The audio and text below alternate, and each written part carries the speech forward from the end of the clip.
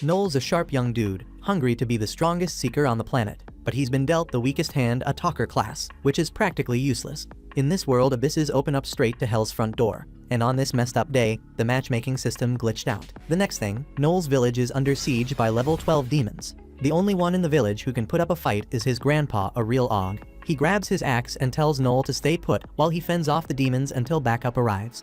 But Noel knows the truth, there ain't no cavalry coming to save them from this mess, and fighting off all those demons solo is basically suicide. He doubts his grandpa's got it in him, but the old man promises he's got it handled. He's taken down a level 13 demon before, and people didn't call him Overdeath for nothing. Grandpa heads out and puts up a good fight, taking down a bunch of demons, but in the end, he gets worked so bad that his legs might as well be in another zip code. Noel rushes to him, and Grandpa apologizes for not being strong enough to live up to his promise. He explains he didn't have a choice, it was either fight or let the village burn. That's the fate every seeker's got to face, living a life dedicated to combat. Before Grandpa dies, he asks Noel if he's gonna walk the same dangerous path after seeing how rough it is. With tears in his eyes, Noel swears he'll become the world's strongest seeker to honor his grandpa's legacy. Fast forward to today, Noel's kept his word and is leading a team of seekers. But despite giving orders, he's far from the strongest in the squad. He's still stuck with that talker class. His crew is up against lesser vampires, annoying monsters that can't use magic but are tough as nails. To make it worse, the vampire queen can crank out new minions in no time, so they're dealing with an endless swarm. Noel warns his team to stay sharp. These vampires are no joke, they're tough to kill and will keep coming even when they're half dead. Each one needs a double tap to stay down, as they push deeper into the dungeon. Walter asks Noel if they can skip the vampires and head straight for the queen to wrap up the mission faster. Noel shuts that down quick, telling him it's a dumb plan. They get surrounded by the vampires while trying to take on the queen, and that'd be the end of them. This mission is already a crazy tough one for a C-rank squad like theirs, so if they go charging ahead without thinking, it's a wrap for them. Walter gets the point, but he's being slick with it, saying he's only listening to Noel cause he's the oh-so-important talker of the group. The thing is, as a talker, Noel can hype up the team with some buff words, but his own power is trash compared to the rest, and that eats at him. Noel's ready to turn around and roast Walter's ego into the ground.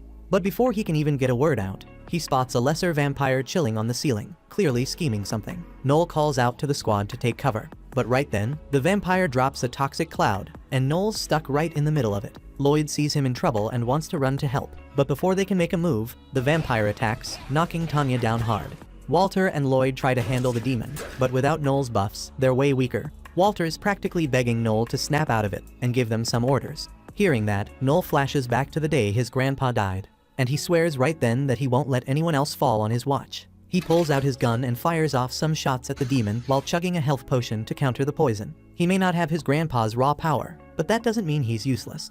It's time to prove just how clutch a talker can be. Noel kicks in his talker tactician skill, boosting his squad's abilities by 25% whenever he gives them orders. Then, he hits them with his battle voice skill, cranking up their stamina and mana. With Noel's buffs, the crew starts holding their own, but Tanya spots 3 more demons above, and she's losing it. Noel calms her down with one of his skills, and if everything goes right, Noel figures they'll take these monsters down in 74 seconds. He tells the squad to leave the lesser vampires to him and focus on the queen, prepping their strongest moves. As the lesser vampires rush him, Noel uses his speech technique to yell and freeze them in place. With them stuck, he fires off an ice bullet from his magic gun, trapping them in a block of ice. But not everything goes smoothly. One of the vampires dodges the shot. Noel's got 1 bullet left in the chamber, and he could freeze that last lesser vampire to save his own skin, but instead, he decides to fire it at the queen, creating a distraction and giving his crew the chance they need. Lloyd and Walter jump on the opening and hit the queen with their ultimate moves, taking her down for good. Tanya turns to Noel, ready to celebrate, but what she sees freezes her in place, Noel getting stabbed by the lesser vampire. But it turns out Noel wasn't really stabbed. He played it smart, calculating everything perfectly to make sure he'd survive. He knew that once the queen went down, all the lesser vampires would stop moving, and he timed it out just right to avoid getting killed. With that, the team clears the dungeon, and the abyss surrounding them fades away. The squad rushes over to check on him, and while they know Noel's always got a plan, they still give him grief for risking his life like that. Noel can't help but think back to the day he found out he was a talker, crying his heart out because he wanted to be a warrior like his grandpa. But his grandpa told him not to sweat it regardless of his class. He believed Noel had what it took to become the world's strongest seeker. He saw something special in him, a talent that could outshine anyone. Since that day, Noel never let his support class hold him back. He's been dead set on becoming the strongest seeker, even if he's just a talker. Now that the mission's wrapped up, the team heads back to Atria, the capital of the Velnant Empire, to report their success. The Empire is more vulnerable to abyss attacks than other places, so they developed magical tech using materials from the demons to protect themselves. The materials they use for this tech can only be gathered by Seekers, which is why Seekers are looked up to by the public. Noel became an official Seeker at 15 and moved to the capital, knowing he couldn't go it alone. He put together a solid team: Walter, the warrior, Tanya, the healer, and Lloyd, the swordsman. He'd like to have a scout on the squad too, but overall, they're balanced. Walter notices Noel's been unusually quiet and asks him if something's wrong. The crew got a reward of 5 million Phil for wrapping up the mission, so Walter asks Noel if he's mad that they didn't try to get more money.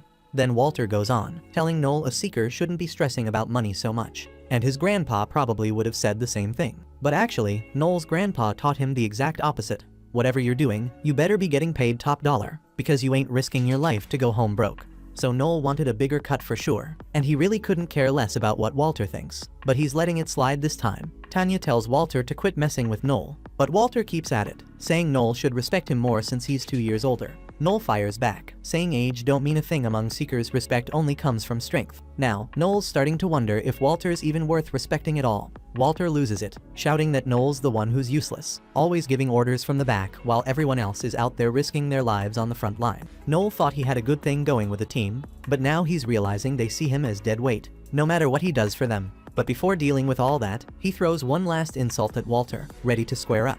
Right before the fight kicks off, Lloyd steps in and separates them. Lloyd changes the subject, suggesting they call it a day and start splitting up the rewards. A little while later, they're all sitting by the fountain, and Tanya's complaining about how little she got after such a tough mission. Lloyd explains that after the cost of equipment and taxes, there was only 1 million Phil left, so each member gets just 250,000. He agrees it's frustrating that their funds are growing so slowly, but he's sure they'll make more cash the next time they land a big job. Noel isn't so sure, pointing out that they rarely get big missions because clans snatch up all the high-profile abysses. And even when they do, there's a big risk of paying penalties if they fail to clear it. So he says it's not really a sustainable way to work. Then Noel asks Lloyd how much money the team's got in their joint account. Lloyd says they've got 12.8 million saved up. So Noel suggests they invest it and start their own clan. Everybody's shook when Noel drops that suggestion. Lloyd tries to break it down, saying they can't pull it off, mainly because they'd need to drop 20 million just to set it up, and they don't have that kind of cash. But Noel's unfazed. He's ready to toss in 7.2 million of his own money to cover the gap. He gets that it's a big move, but he's confident they'll make way more in the long run since they won't be stuck picking up scraps anymore. Lloyd then brings up another issue: they'd need a base of operations in the capital, and rent prices are crazy right now. But Noel's already ahead of him. He found a cheap spot for them to rent. Then Tanya jumps in, saying they're all still C-rank rookies, so they can't possibly handle running a clan yet. But Noel isn't buying that excuse. If they don't take the leap now, they'll never be ready to run one. Noel's been doing his homework, learning everything about how to run a clan, so he knows what steps they gotta take. The only thing he's missing is experience, and the only way to get that is by starting a clan. It's gonna be tough, but there ain't no other way. Noel's making sense, but even with all that, Lloyd's still worried. He doesn't think they'll be given any solid jobs because they haven't proven themselves trustworthy yet. That's where Lloyd's wrong. Noel's sure they'll land a bunch of good jobs, and it's got nothing to do with being trustworthy. They're gonna get jobs because they're hot.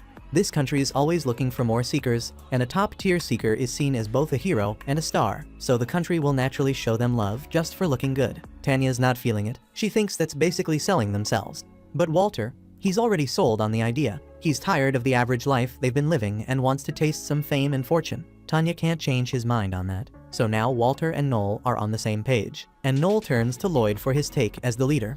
If Lloyd says no, Noel's ready to bounce. He'll take his share of the savings and start a clan with somebody else, because he's got a dream of becoming the strongest seeker, and nothing's gonna stop him. Lloyd gets this serious, dark look on his face. He knows he's got no choice but to agree with Noel's plan, and suggests they wait a couple of days to talk about the details of starting the clan. Walter's cool with that, and Noel's feeling good about getting both Tanya and Lloyd to go along with his idea, so he heads out to rest for the night. But later that day, Walter comes running to Noel panicked. He's got bad news: Lloyd and Tanya have betrayed them and disappeared with all the money. After Noel reads the letter, he gets the full picture. Turns out, Lloyd threw all his money into NFTs a couple of years ago, and now he's neck deep in debt. To dig himself out, he swiped the party's funds, tried to cover his tracks, and skipped town before anyone caught on. Noel can't help but laugh. Lloyd was always fronting like he was some honorable, chivalrous dude. But business is business, and Noel needs answers. He asks Walter when and where he got his hands on this letter. Walter says he caught wind of a sweet job last night, so he swung by Lloyd's room first thing in the morning to give him the heads up.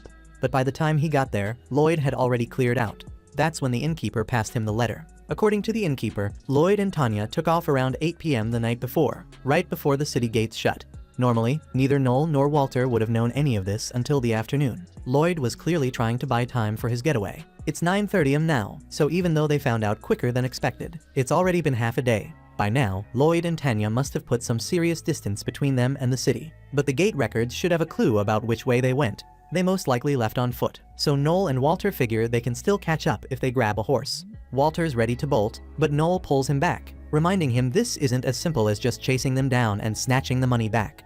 Lloyd and Tanya straight up abandon their crew, and that's betrayal, no two ways about it. If they catch up and face off, it could get bloody, and even if they take them down, the money's long gone. But Noel's not letting them off the hook without paying for what they did. He drags Walter to the local tavern, though Walter's clueless about why they're there. Noel doesn't feel like breaking it down for him, figuring Walter's too thick to get the plan anyway, so he just tells him to follow his lead. Once inside, Noel grabs everyone's attention fast. He tells the crowd that 2 of his crew ran off with the party's money and ditched the capital. He's putting up 2 million fills to anyone who brings them back alive. Walter's flipping out, asking why Noel aired their dirty laundry to the whole tavern. But Noel's got his reasons. He's looking for a specific person and doesn't want to waste time hunting them down. The first crew to jump on the job is the Lightning Bite crew, so Noel hands their leader everything he knows about Lloyd and Tanya's escape. Not long after, several more crews sign up to take the mission, but Noel still hasn't tracked down the person he's been searching for. Out of nowhere, this sketchy old man comes up to him about the job offer. Something about this guy tells Noel he's got the info he's been waiting on. They step outside to talk, and the man spills that he saw a couple leaving town yesterday who fit Noel's description perfectly. He even knows where they're headed. The catch is, the man's crew isn't strong enough to take down Lloyd and Tanya on their own. Noel offers to join forces, but says he's only paying the man 1 million for his trouble, not the full 2 million. The old man tries to haggle, but Noel knows the guy's too broke to say no to that million. Eventually, the man gives in and agrees to the deal. Noel tells him to gather his crew and meet him at the south gate. Then, he tells Walter to wait for him there too, because he's got some business to take care of first. A little later, Noel wraps up what he needs to do and heads to the gate, where everyone's waiting. Walter pulls him aside, there's something he's gotta know.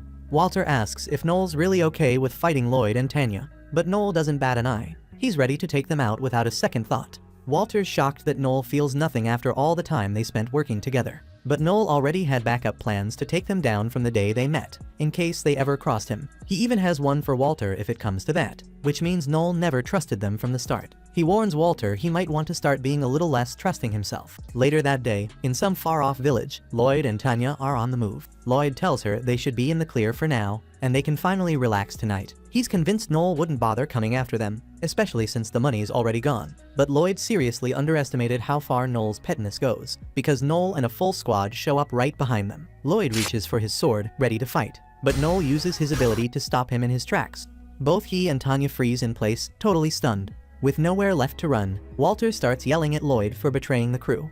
Noel says he's got a question for Lloyd. He knows the party's savings are long gone, but the cash they got from the vampire hunt should still be around. Lloyd denies it, swearing he used up that money too. So Noel asks Lloyd if he blew the money on another busted NFT scheme, but Lloyd fesses up that he used it to pay off his debts. The way Lloyd responds tells Noel everything he needs to know. Lloyd's just an old gambler at heart.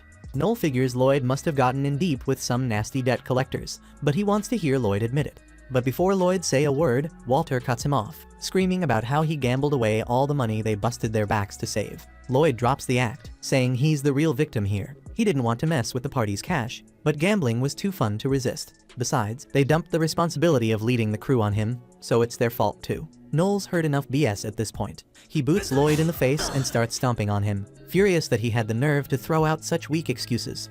Lloyd was the one who begged to be leader, all so he could feed his gambling habit. Noel keeps stomping, and soon Lloyd's bloody and begging for mercy. But Noel doesn't know the meaning of mercy. He's ready to beat Lloyd into the ground 1,000 times if that's what it takes. Tanya steps in, pleading with Noel to let Lloyd go. Noel agrees, but only if she's down to take the beating in his place. Noel's all about equality, so if she's volunteering, he's more than willing to stomp on her instead. Using his power, he forces her to confess, and sure enough, she spills the truth. She admits she gambled away the party's money right alongside Lloyd, and turns out, she's even more of a gambling junkie than he is. The ability Noel used makes anyone spill the absolute truth for a short time, and once Tanya snaps out of it, she's livid. She screams at Noel for using mind control on her, reminding him it's illegal under Imperial law. Noel doesn't deny it, she's right. Using mind control for personal reasons is against the rules. But right now, she's the criminal, and what Noel did counts as an interrogation, making it perfectly legal. Now that Noel's finished dealing with the traitors, the old man steps up, asking for his payment. Noel agrees to pay him, but says he needs a minute to handle something first. The old man doesn't take too kindly to being told to wait. He grabs Noel, accusing him of trying to rip them off. But Noel yanks him down to the ground and calmly tells him he'll get paid, so he needs to shut up and be patient. The man's fuming and pulls out a knife, ready to make a move. But that's the worst decision he could have made. Before he can even swing, Noel lands a clean punch to his chest, knocking him out cold. See, Noel learned that move from his grandpa first-hand experience too. It's a precise hit right above the heart, strong enough to temporarily paralyze the heart muscles, even dropping seasoned warriors to the floor.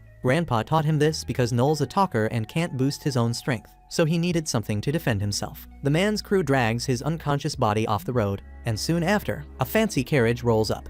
Out steps Noel's old friend, Finocchio Barzini, a notorious slave trader. He's the head of the Barzini family, eccentric as they come, and a bit too zesty, but Noel knows he's the only one who can help right now. Noel's plan is crystal clear. He's selling Lloyd and Tanya to Finocchio to recoup the money they stole. Tanya's scared out of her mind, but Noel reminds her she's got worse options. He could always turn her in to the police, and in this place, that means being shipped off to the mines.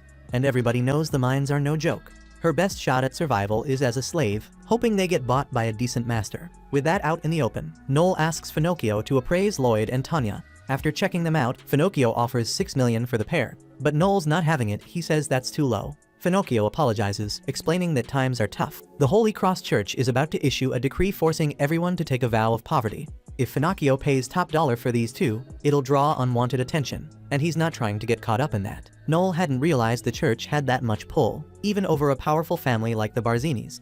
But it doesn't change his stance. He tells Finocchio he'll take 11 million, no less. It takes Finocchio a second to catch on, but once he does, he starts hollering about Noel trying to squeeze an extra 5 million out of him. With all the back and forth yelling, Noel keeps bumping up the price, until he's asking for 15 million while Finocchio only started at 6. Finocchio's getting heated, but Noel throws out an offer. If Finocchio buys Lloyd and Tanya for 15 million, Noel will tell everyone that he only paid 13 million. The church's decree means Finocchio can't buy overpriced stuff, but if he plays it right and claims Lloyd and Tanya are worth every penny, folks will be lining up to buy them, just because they're expensive. If Finocchio works his angles, he could flip them for 90 million easy. Finocchio's impressed by Noel's sharp thinking and even offers him a spot in the Barzini family. But Noel shuts it down, he's not interested. Finocchio gets it and agrees to the deal. But first, he walks over to that scruffy guy and his crew, warning them to keep their mouths shut unless they want to die a slow, painful death. With that handled, Finocchio hands Noel a down payment and starts leading Lloyd and Tanya away. Tanya freaks out, begging Noel not to do this, but Noel just gives her a wicked look. So she turns to Walter, pleading with him to step in. She knows Walter has feelings for her, so she expects him to save her. But Walter doesn't move. Tanya, now desperate, starts hurling insults at Walter, calling him every name in the book. The look on Walter's face is priceless. He never thought she'd talk to him like that. Once the deal's sealed, Noel gives the scruffy guy his million and turns to leave with Walter. After all this, Walter's left questioning his whole life. He's seriously thinking about quitting the seeker life altogether. Noel tries to reassure him, telling him it wasn't his fault. In this line of work, you meet all kinds of people, and some are bound to stab you in the back. Noel admits Walter's not the sharpest and maybe a bit soft mentally, but he's a natural warrior. He wants Walter to stay and help rebuild their party. But Walter's had enough. After what went down, he can't live the seeker life anymore. Noel understands and respects his decision. As Walter walks out of the city, Noel wishes him luck and says goodbye. But for Noel, his dream isn't dead. Even though his party's fallen apart, he refuses to let it break him. He's determined to rebuild the Blue Beyond and make it stronger party. So this is how it plays out. Noel's out there scouting for new members, but Wolf, the leader of Lightning Bite, steps up and tells him nobody's gonna join. Wolf figures all the pros already have their squads locked down. He offers Noel a spot with his crew, Lightning Bite, which is stacked with talent. So Noel agrees to join them under the condition, if I call the shots. Wolf is caught off guard by that, but the rest of the crew, they don't care, because they know Noel's sharper than Wolf. Wolf, though, reminds everyone he's the one who built the crew in the first place. Just then, out of nowhere, a mysterious girl shows up, says her name's Alma, and she wants in with Noel's team. Noel's thinking she's a kid, but she drops the bomb that she's 21. Lisha the archer does the math and realizes Alma's 5 years older than Noel. Noel asks her what she does and her rank, and Alma says she's a C-rank scout. Noel figures she'll be useful, since scouts are clutch for spotting danger when diving into an abyss. She hits him with a piece of info. She knows Noel's the grandson of Overdeath, and her granddad fought him. The fight was so serious that her granddad lost an arm. Noel's thinking she's here for revenge, but Alma clears it up. She's not out for blood. She's just curious about what kind of seeker Noel is. He lets her know Overdeath's already dead, and Alma tells him her granddad died last month. His name Alker. That name hits hard. Everyone recognizes him as the legendary assassin who started a secret society. But Logan, another dude in the mix, calls BS on her story. He throws out that unwritten rule seekers follow. Gotta hit the right bar that matches your rank. Logan thinks she's a rookie and threatens to beat her down. She flips it back on Noel, asking how seeker ranks work, and he breaks it down for her. It's based on job rank and skills. Alma figures she can shut Logan up by taking him down and calls him a monkey to his face. Logan loses it and swings at her, but Alma drops him fast, knocks him out cold, no sweat. Noel and the whole crew are impressed, so Noel hires her on the spot, but all Alma's thinking about is food. She says she's starving. Next, she's chowing down on a fried bun, saying it's the best thing she's had in a minute, talking about how there's no good food up in the mountains. That's when Noel starts piecing things together. She really is Alker's granddaughter. He admits he didn't buy it at first, but Alma tells him she could tell right off he's Overdeath's grandson, because he's got that look like he's ready to do whatever it takes to win. We find out that Alker warned her never to go up against Overdeath, because there's no way to beat him in a fair fight. She also says Noel's eyes bring back Alker's words in her mind. She reveals she's been training to be an assassin, and says she's already met all the requirements. So, Noel asks her why she hasn't joined the Society of Assassins yet. In a flashback, Alma's taking the assassin exam, but she's irritated because her examiner looks weak. He goes after her, but she knocks him down, threatening to kill him because Alker told her only the strong should survive. He starts begging for his life, saying that rule's outdated, but she doesn't care and tries to finish him off. Then a man named Simon steps in, telling her he's the new head of the society, and that what she's doing goes against their rules.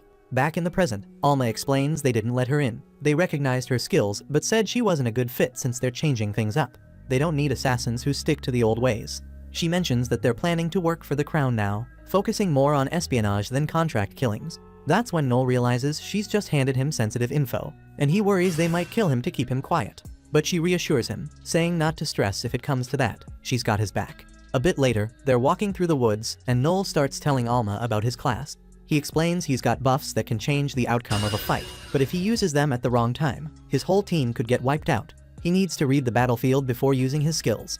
He says he gives commands to control the flow of battle, but admits he can't fight himself since he can't buff his own stats. He asks Alma to catch a monster, a creature mutated by the abyss, and mentions there are killer rabbits in the area. He asks her to catch one for an experiment, saying he'll use his talk skill to support her, but he thinks it'll be tough for her because her body still needs to get used to his skills.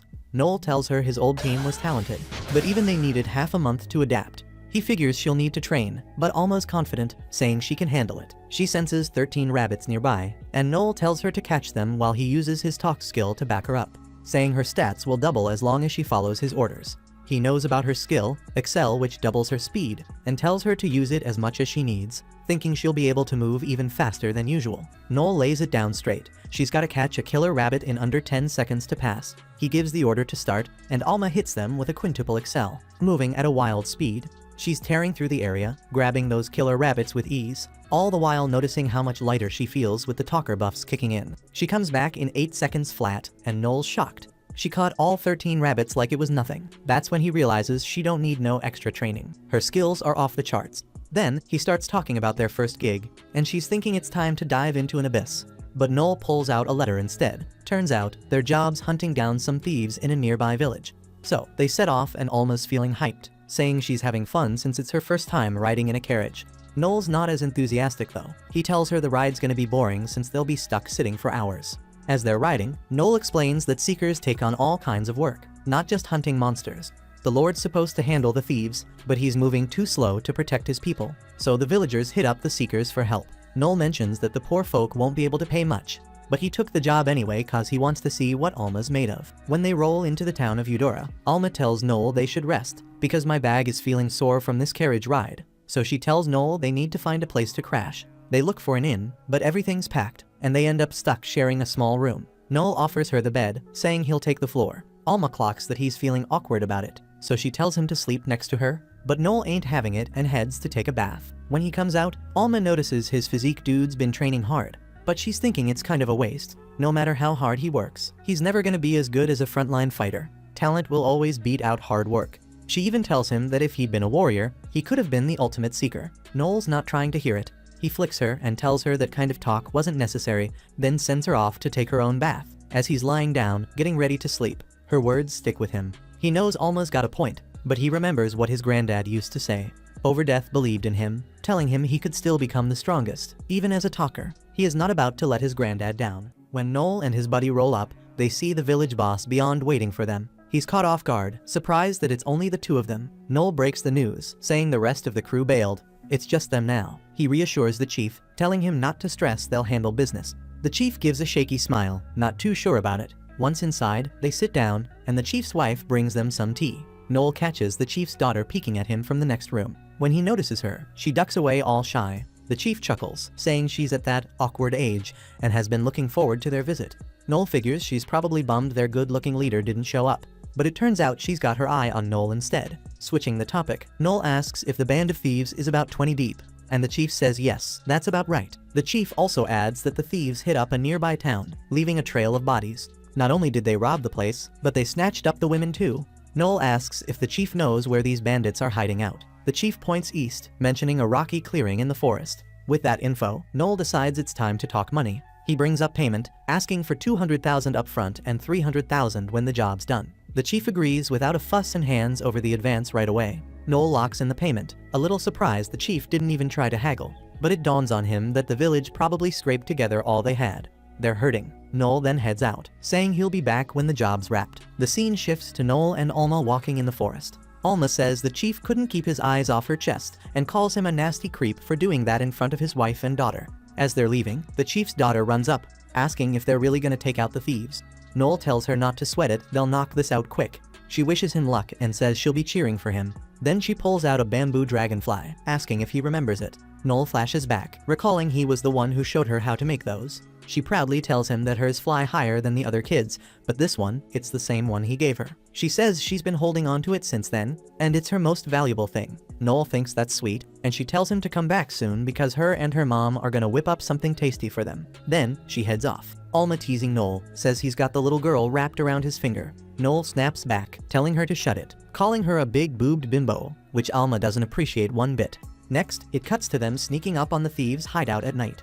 Turns out, the gang is way bigger than 20. Noel's thinking there's no way this many guys are just some regular small-time crooks. He spots the boss and realizes it's Gordo, the razor blade. Alma's clueless, so Noel fills her in Gordo's got a 2 million bounty on his head. And Noel's shocked he's still kicking. Noel tells Alma that Gordo's a B-rank bandit, part of the scout class, and asks if she can take him down. Alma says she can, but only if she fights him one-on-one. Noel gets it and tells her to leave the rest of the crew to him. She's surprised, reminding him that if he gets too close, the enemy will spot him. Alma explains she can stay hidden, but Noel can't. He tells her not to worry, he's got a plan. After he runs her through it, Alma sneaks into the camp using her stealth ability. Noel uses his link skill to stay in touch with her, and once she's in position, he lets out a howl, stunning all the bandits except for the leader. Noel orders Alma to finish Gordo, and she uses her quintuple excel to take him out in one strike.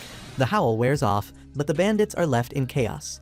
Noel tells Alma to keep the rest busy until he can get there. She's slicing through them one by one, and Noel notices that she's starting to get a little too into it. He can already tell she's gonna be a handful later on. When he shows up, he throws a flash grenade after warning Alma and uses flame bullets to wipe out the rest while they're stunned.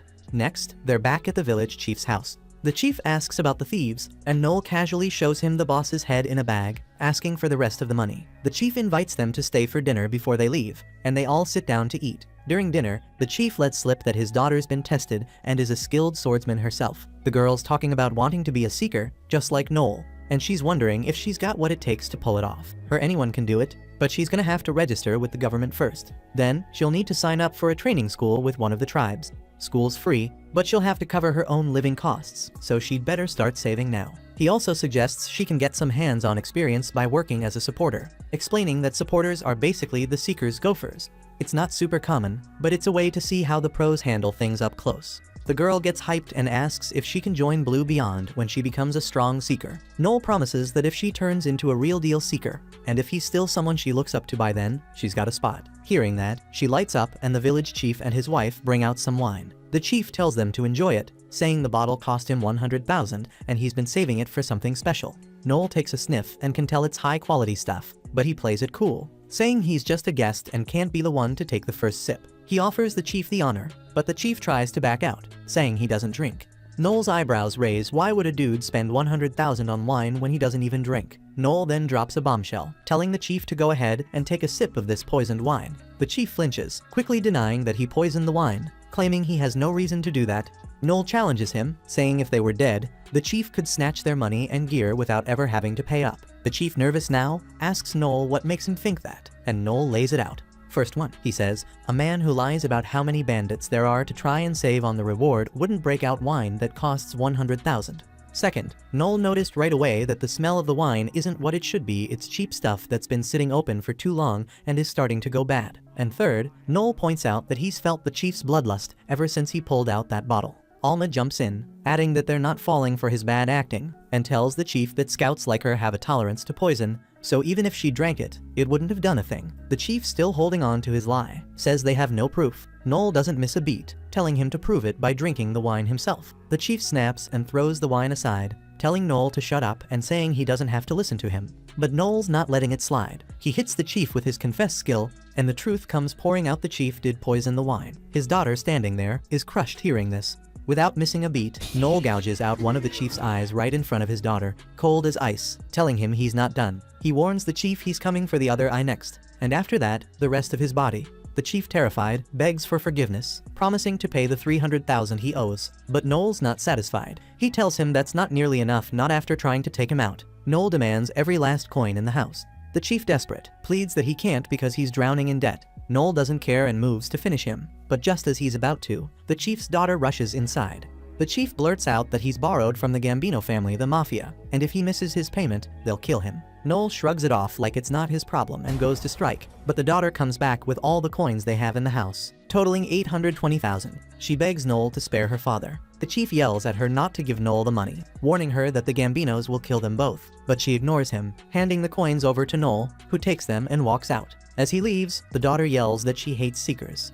Out in the forest, Alma checks on Noel, asking if he's alright. He brushes it off, saying he's fine. Alma presses, saying he must feel something after crushing the heart of a girl who looked up to him like that. Noel says he's not worried about letting people down. Alma, teasing again, says he can always lean on his big sister when things get tough, but Noel's not feeling that idea at all. Then, they spot a flying airship in the distance. Noel realizes it belongs to the Goat Dinner clan, part of the 3-star regalia. Alma's confused, asking what regalia means. Noel explains it's a title given to clans recognized by the Empire. There are 7 regalia clans in total, but they aren't on the same level. The hierarchy depends on their strength and achievements. At the bottom are 4 3-star regalia, then 2 2-star regalia, and at the top, a single 1-star regalia. One perk of being a regalia is having the right to own an airship, and Alma figures the ship must be loaded with strong people. Noel agrees, saying they aren't just strong, they're elite in wealth, experience, and bravery. Noel then drops his plan, telling Alma he's aiming to be part of the regalia within a year. Hearing that takes Alma back to when she took the test to join the Society of Assassins. After it was over, she asked the leader if she passed, and he told her she did in terms of combat skills. But Alma was confused what else was there. That's when the leader hit her with a question. Was she the one who killed Alker, the previous head of the society? Alma didn't even flinch. She admitted that she did, saying that even the so-called god of assassins was a sitting duck when he got too old. When the leader asked her why she did it, she wondered what the point was in even asking. He shrugged, saying it was just for curiosity. Then, he dropped another bombshell. He knew Alma wasn't Alker's granddaughter like she claimed she was his daughter. Alma confirmed it, saying she was just one of many kids born from women Alker had kidnapped from some random village. She remembered being forced to fight kids her own age growing up, and explained that Alker wasn't looking for a family, he wanted an equal. Alker was obsessed with being reborn as something invincible, unable to accept that he lost his fight against death. Her siblings all fell victim to his twisted dream, but Alma was the only one who survived, becoming his greatest success.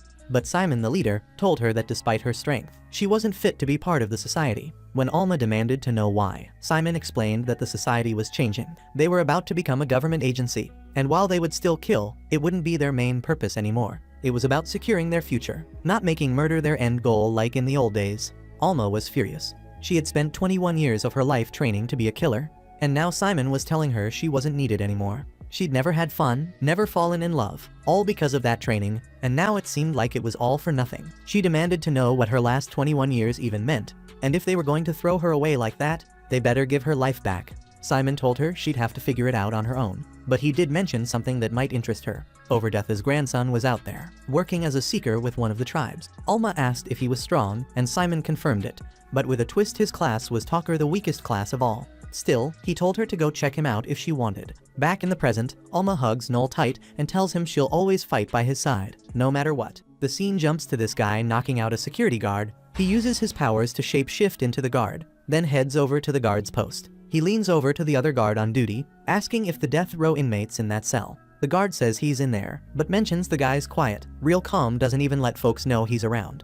Turns out, this prisoner's the same killer who had folks shaking in their boots. His name is Hugo Capelia, the puppeteer. Meanwhile, it cuts to Noel out early in the morning, running with some weight. He explains how it's his daily drill, doing 2 laps around the castle walls, no matter how tired he is. As he runs, he remembers the grueling training from his granddad, the day he told Noel he was going to be a seeker. That day, the kind, soft-spoken granddad he'd known was gone. It was hell from then on, every single day. Noel learned that, since seekers can't buff themselves up with power, his body was his only weapon, so he trained with everything he had. After pushing himself to the limit, Noel's taking a shower, thinking about what Alma once told him about his well-maintained physique. She'd mentioned it wouldn't do him any good since he's a talker, not someone who'd ever be in the front line. Once he's out of the shower, Alma drops by his room. She spots his setup and says she figured he'd have a nice space. Noel asks about her room, wondering if she's settled in. She replies it's not much, but it'll do. He reminds her this isn't the time they agreed on. She's early. She teases him, asking if he's not happy to see his big sister early, and playfully wonders if she can touch him. Without waiting for him to answer, she starts touching him, even climbs on top of him on the bed. Noel tries to fend her off, but she keeps going, even trying to kiss him, saying he's cute. Just in time, he headbutts her, stopping her right there. Later, they're walking through town, and Alma teases Noel about headbutting a girl. He straight up says he had every right after all. She tried to come at him like that. Alma jokes that it's his fault for being too cute. As they're strolling along, she spots a couple holding hands and grabs Noel's hand, saying they're on a date and asking where he's planning to take her today. First stop, they hit the Appraisers Guild. Noel breaks it down. This is where folks get their class evaluated and can even rank up. He explains that Appraiser is a special class. Only gnomes have it, and they can't rank up. According to him, gnomes are quirky little folks, almost obsessed with studying classes like it's their whole purpose. They spot a gnome helping a seeker rank up, and Noel asks Alma if she's going to go for hers since she's got the brand that shows she's ready. Turns out, when someone's set to rank up, a mark shows up on their body, usually on the back of the hand or chest. Alma teases Noel, saying it'd be cute if he had his mark on his behind, and he snaps back, telling her to knock it off. Then he asks if she's planning to go the assassin route. She says she hasn't figured it out yet and asks his advice. He's got nothing concrete to say but mentions that an assassin could be handy for them, though they'd have to think about skills overlapping with any new folks they bring in. Alma's surprised to hear him talk about more recruits, and he confirms that he's definitely bringing at least one more person on board. They're not diving into the abyss alone. He tells Alma to hold off on ranking up for now and that today they'll just check out her options. After the guild, Alma's munching on some buns and asks where they're headed next. Noel says they should drop by the smithy he uses since as seekers, they have to keep their weapons in shape. At the smithy, the dwarf working there pervs out as soon as he notices the giant watermelon of Alma. Their last stop is a skill bookstore, and Noel explains that it's a place specializing in skill guides. He asks the shop owner for some good skills for a C-rank scout, and she gets him what he's looking for. As he's about to leave, Alma stops him, asking if he's not going to browse. He lets her know skill guides are sorted by class, so he's got to hit up another shop to find his. Noel tells her they should link up later, and before heading out, he mentions her budget is $1 million. He tells her to go easy on the cash, and she nods. But later, when they meet back up, turns out she's picked up this huge teddy bear. Noel's stunned, like he can't believe she went and spent money after he told her not to waste it. She tells him she didn't waste a thing, and shows him this armor-piercing skill she bought. It's a projectile move that chops a target's defense in half, and it ran her 800 grand. Then she laughs, saying she used the last 200k to buy herself this teddy. Says it's her new body pillow, a stand-in for Noel. She asks him if he picked up anything himself, and he says what he wanted was way out of his range. Turns out he wanted this exorcism skill that can take out undead in a snap, but it costs 30 million. Just then, he notices someone nearby and tells Alma he's got something to handle and will be right back. Alma doesn't seem too happy about that. The next thing, Noel's in a rough part of town, a slum area, meeting up with a guy named Loki. Noel asks why Loki called him to a place this messy, saying they could have talked anywhere. Loki shrugs and says he's on thin ice these days and doesn't want to be seen. He hands Noel a letter, saying it's got the info on the prisoner Noel was looking into. As Noel reads it, Loki asks if he's sure about bringing a killer, someone who had a whole town shaking in their boots, into his crew. But Noel's convinced Hugo got framed, which is why he's set on finding out the truth and proving the guy's innocent. Loki thinks Noel's off his rocker first. He's selling off his crew as slaves, and now he's trying to break a death row inmate free to add him to the team. Loki even jokes that Noel might be missing a few screws, but Noel just takes it as a compliment. He thanks Loki for the help, adding he wouldn't expect anything less from Faceless, the best informant in the capital. Loki's not moved by the flattery, telling Noel it won't help him, and shifts into different forms right there, explaining that he's an imitator, a class that can copy other people's looks. Loki mentions he can break into any facility he wants, and Noel points out that imitator is a class even appraisers can't fully wrap their heads around. He's not even sure if the face he's seeing right now is Loki's real one. Noel hands over the pay for the info. Before Loki leaves, he throws some bonus intel as a regular customer. Says there's this bad drug making rounds, giving people an unbeatable high, but it's got a nasty side effect. It makes folks super aggressive. That's got stabbings up all over the place. Noel figures some fool must be peddling that junk, thinking the Barzini won't come down on them. But Loki reveals the supplier is actually a subfamily of the Barzini. That makes Noel think about how this turf belongs to the Gambino family, under Albert Gambino's control right now. Loki adds that Albert's a real maniac, and meanwhile, we see Alma stewing, mad that Noel still hasn't come back. She's stress-eating, grumbling about how Noel just doesn't understand women. Lisha spots Alma there, and then we cut back to Noel, walking through the slum. He recalls how the Gambino family's old boss is dead now, with his son running things. Looking around their turf, he thinks it's a shame. Since the old boss was a stand-up guy, even Barzini had respect for him. He knows the old man would never have allowed a drug that dangerous to spread. As he's walking, Noel spots this beggar with unique features, figuring the guy's an immigrant. He feels sorry for him, thinking the poor guy's destined to die on the street, far from his homeland. Feeling bad, he drops a coin as he walks by, but the beggar picks it up, tries to give it back, thinking Noel dropped it by accident. He even tells Noel that this isn't a safe spot for a girl like him, which ticks Noel off. Noel turns around and lets him know he's a man, not some girl. The beggar apologizes, and Noel says he doesn't want the coin back since it's been touched by his dirty hands. Noel tries to walk off, but the beggar chases after him. Noel kicks him down, warning him to keep his hands off. He tells the guy to know his place. Seeing Noel talk down to him, the beggar is reminded of someone else who treated him the same way, and it stirs up his anger. He says he's not into fighting, but he knows he has to stand up for himself, so he takes a fighting stance. When Noel sees how he's standing, he realizes this guy isn't just some beginner. The guy tells Noel he should apologize, but when Noel refuses, he comes at him. Noel dodges the hit, feeling a surge of anger from the attack. Then they start exchanging blows, with Noel clearly overpowering him. The guy notices some serious moves, and says, "Are you a ninja or something?" Noel shakes his head and explains that ninjas are a scout class from an island nation to the east, and he figures this guy must be from that place. Noel then reveals he's a talker, and the guy looks surprised to hear that. But since Noel is tough, he still decides to unleash his aura and says he's going to use his skills now. Noel thinks he might have hit the jackpot with him, so he takes a serious stance to test his abilities. Just as they're about to clash, a goofy-looking dude who's shorter than a dwarf shows up and asks Koga what he's doing when he told him to stay put. Meanwhile, Lisha realizes that Alma still hasn't decided on her class. Alma tells her about her 4 options: assassin, torturer, chaser, and bandit.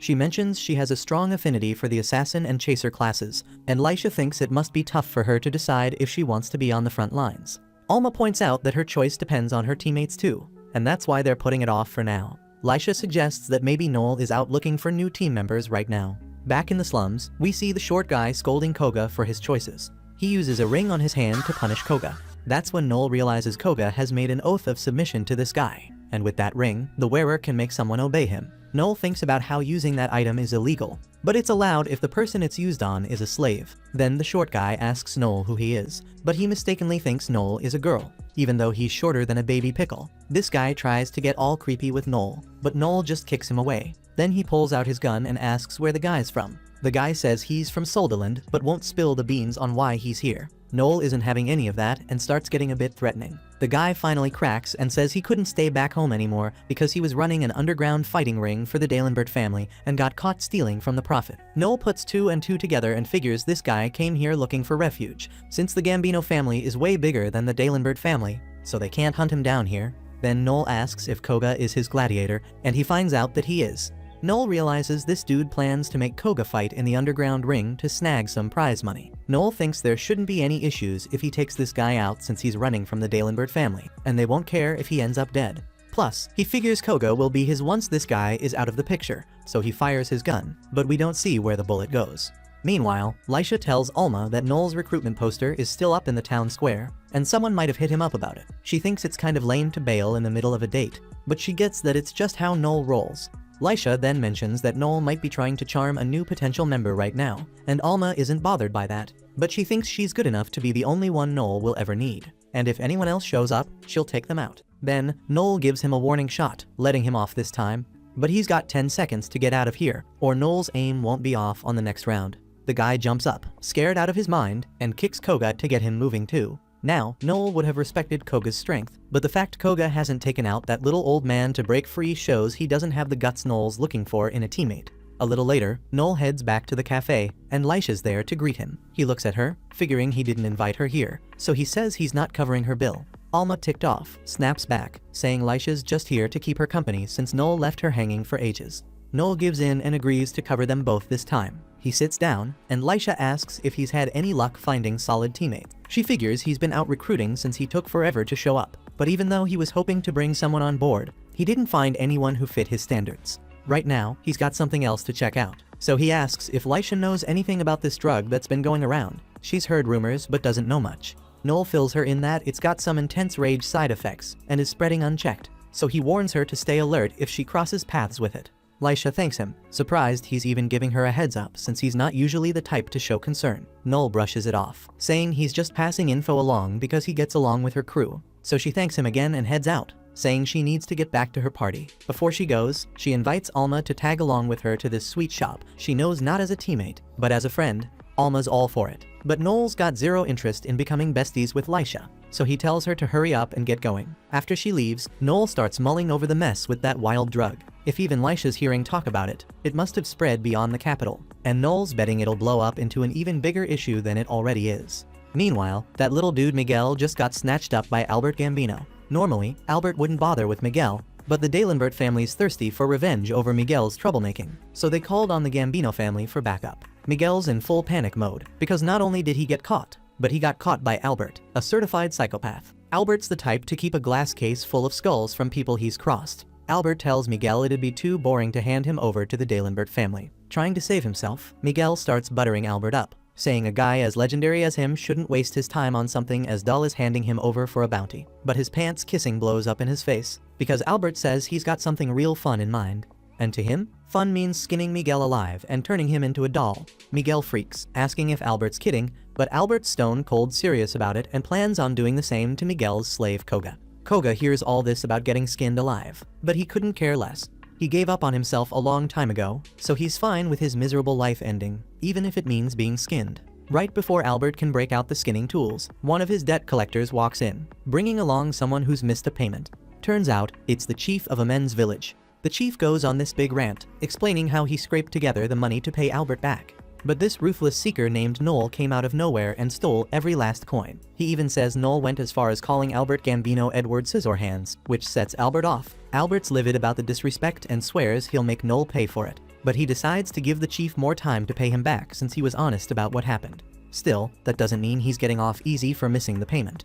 Albert thinks for a second and says he'll be taking the chief's right arm as payment for being late. Hearing this, the chief is frozen in terror. Albert wastes no time and orders Koga to do the dismembering for him. Seeing that Koga's got skills with a long sword, he figures it'll be simple even if he's only got a stick to work with. Koga's frozen for a second, but Miguel starts shouting at him to follow Albert's orders, so Koga gets up, ready to go through with it. But right before he does, Albert tells him to hold up because he wants to set the mood first. Albert grabs a purple drug crystal and chomps down on it, getting himself high, because to him, violence hits different when he's out of his mind. Now that he's seeing colors and hearing sounds, he gives Koga the green light to chop off the chief's hand.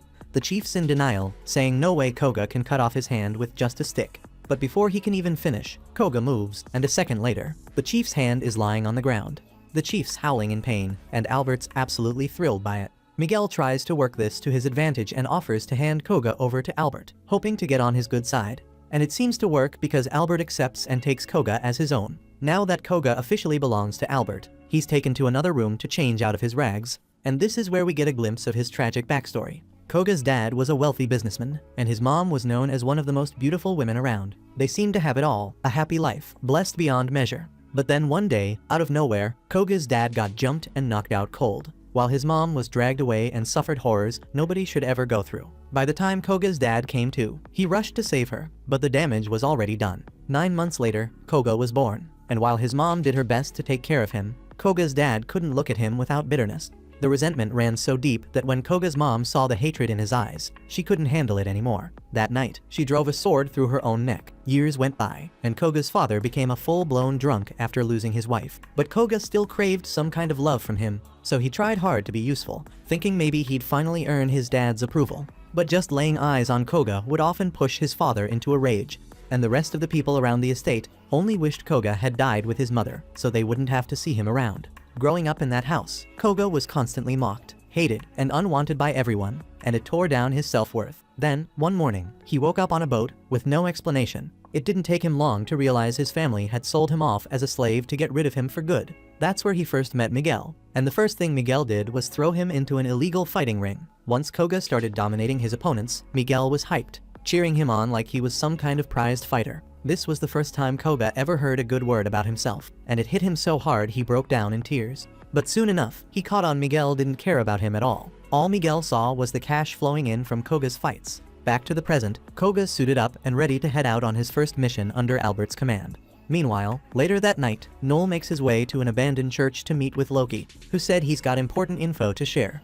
Noel has been decent to Loki, so Loki gives him a heads up the Gambino family's gunning for Noel now. Loki fills him in, explaining that the chief of the men's village lied to Albert, saying Noel disrespected him, and Albert bought the story. Now, Albert's sending an assassin to take Noel out. Noel thinks it's wild that Albert would order a hit based on such flimsy proof, but Albert's basically a madman. A normal person would never get his logic. Noel wonders how someone like Albert even ended up as the head of the Gambino family, and the answer is nepotism. The old head of the Gambino family only had one son, so even though Albert was already a mess, he inherited the position without ever earning it. Right then, Noel hears armor clanking against the ground. It means someone's coming, and it hits him that Loki must have sold him out to the Gambino family. Loki apologizes, saying he had no choice.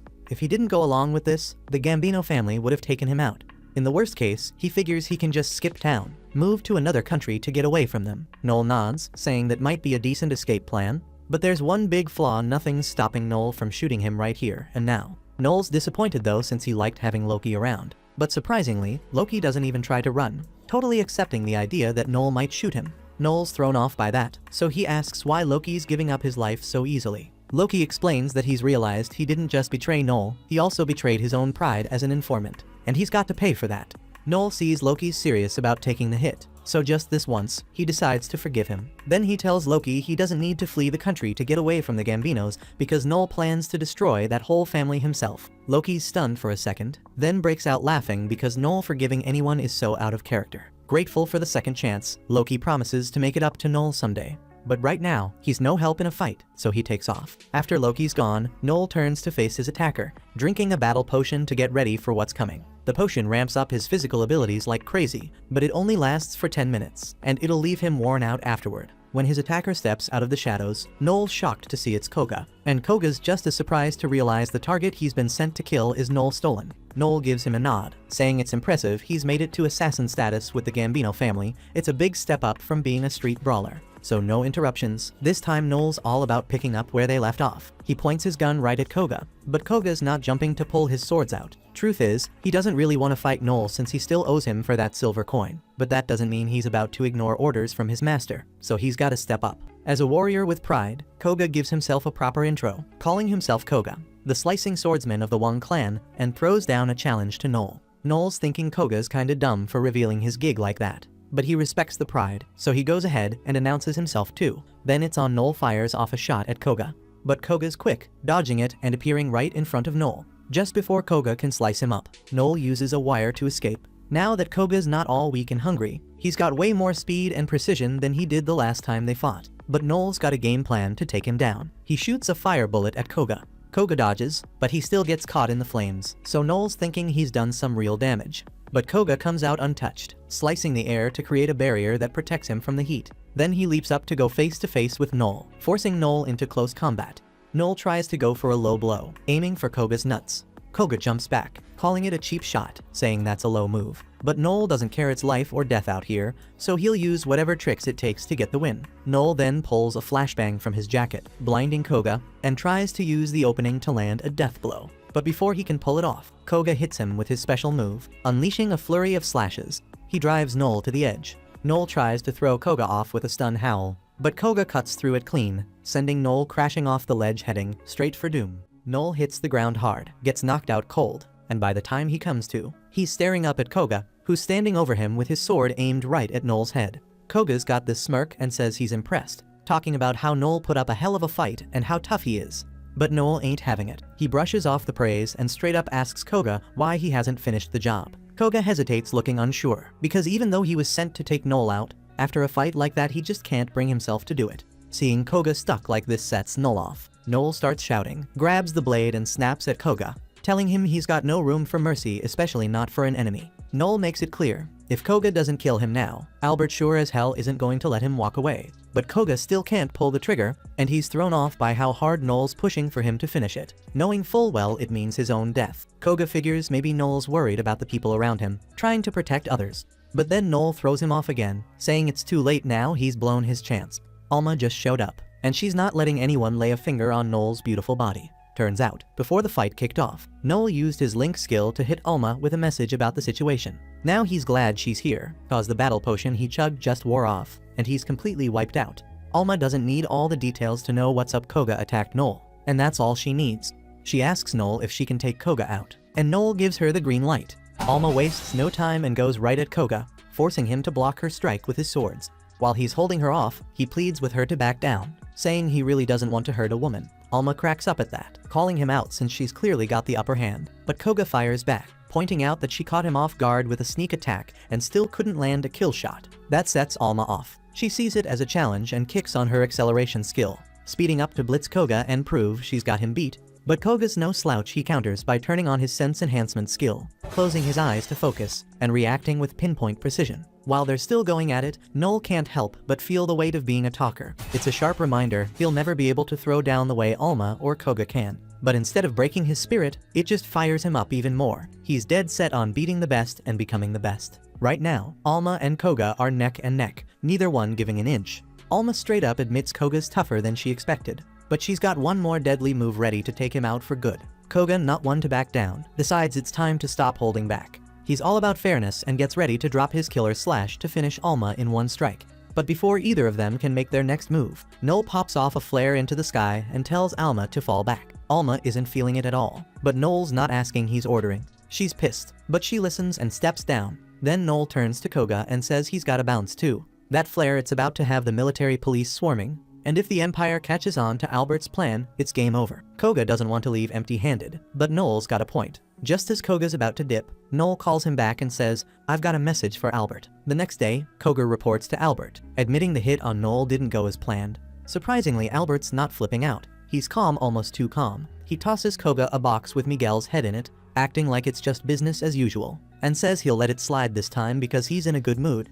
But he warns Koga, mess up again, and it's over. Koga promises he'll get it done next time. Albert likes the sound of that and waves him off. But before Koga leaves, he remembers Noel's message. Quote, Noel, tell Albert Gambino I'm gonna wreck his whole crew and send his ass straight to Godlike the Destroyer. Albert leans back, calm as ever, and asks if Koga's telling the truth or if this is another fake out, the way that village chief tried. But when he looks at Koga, there's no sign of deceit in his face. So Albert starts bugging out, and now he's dead set on seeing Noel taken out for good. Koga and Albert's bodyguard Leos step out of the office to give him some space to cool off. As they walk, Leos tells Koga he might have gone a little too far with what he said. Koga owns up to it and apologizes. Leos then asks if Koga only said all that because Albert had Miguel killed, but Koga clears it up he never liked Miguel anyway, so that's not it. The real reason Koga had to deliver Noel's message is because he thinks Noel is legit incredible. Even as a talker, Noel pushed himself so hard he could go head-to-head with someone as strong as Koga. Koga knows the kind of pain Noel had to go through to get there. Still, no matter how hard Noel trains, it'll never be enough to beat someone in a combat class. But even with those odds, Noel never lost that fire in his eyes, the one that says he's gonna be the strongest in the world no matter what. After hearing all this, Leo smirks and tells Koga he's basically obsessed with Noel. No rainbow vibes though. Leo's means Koga respects Noel as a rival and wants to push himself to new heights alongside him. Koga thinks it over and realizes Leo's nailed it. Then he wonders how Leo's knows so much about this kind of thing. Leo shrugs and says he's been through something similar, but it was way back in the day. The next day, Albert rolls up on Noel at the Seekers Tavern ready to settle the score. He's got a rank Leo's and a couple of B-rank Seekers waiting outside, feeling real confident he's got this. Albert sits down at Noel's table staring him down and grabs Noel's bottle of wine. He starts chugging it to flex on him, but the wine tastes awful, and he's clearly hating it. Even though he's outnumbered, Noel stays cool and cracks on Albert. He says it's rude to drink someone's wine without asking, though manners might be too much for Albert's tiny brain to handle. Albert gets in Noel's face heated, but Noel doesn't flinch. Instead, he tells Albert to step back, saying his funky breath worse than the penguins is killing his appetite. Albert's ego takes a hit, and he snaps, threatening to cut Noel's tongue out. But before he can make a move, one of the Seekers in the tavern steps up behind him and tells him to chill. The Seeker doesn't know what kind of beef Albert's got with Noel, but he makes it clear nobody's throwing hands with a Seeker in this tavern no matter the reason. Albert, offended, throws his weight around, asking if the dude even knows who he's talking to. The Seeker doesn't flinch. He knows all about Albert's rep, but he and the other Seekers aren't about to let some outsider stroll in and start acting wild. Albert's not used to hearing no, so he flips, ordering Leo's and the bodyguards to take out Noel and everyone else in the tavern. But the crew hesitates. Leo's points out that yes, they could easily wipe out the Seekers since most of them are just C rank, but doing that would stir up a world of problem. They'd have to answer to Don Luciano, and with the heat they're already catching over that drug mess, this could straight up bury the Gambino family. Still, Leo's makes it clear if Albert wants it done, he'll handle it.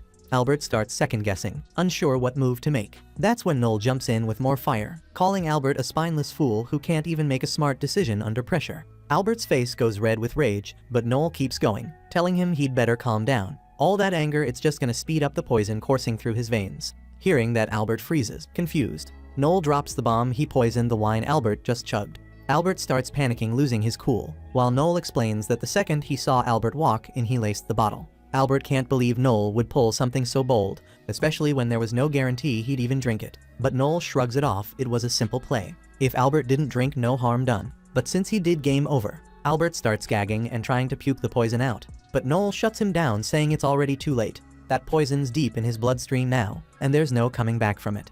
Albert, straight up losing it, full panic mode, and bolts out of the bar to find a doctor. As soon as he's gone, Leo's turns to Noel, giving him props for being slick. He knows the wine wasn't really poison, Noel just played Albert like a fiddle to scare him off. Leo's studies Noel for a second, and instantly sees what Koga was talking about. The fire in Noel's eyes is no joke. So Leo's throws him a bone, giving him two choices: take this cash and skip town to dodge Albert's wrath, or stay here and get smoked by Leo's right now. Noel plays it smart and takes the money, heading out with Alma. As they leave the city gates, Alma's hyped everything went down exactly how Noel planned it. Noel's relieved it worked out, but he knows the real fight's just getting started. For now, they're going their separate ways for a week. Noel's got something he needs to dig into, and Alma's hitting the woods to train hard enough to outclass Koga next time they throw down. They seal the deal with a fist bump, and Noel promises that when he's back, he'll take down Albert Gambino for good. Fast forward a week, and Noel's back in town. No sooner does he set foot inside than Albert rolls up with his whole army of bodyguards, thinking he's got Noel cornered.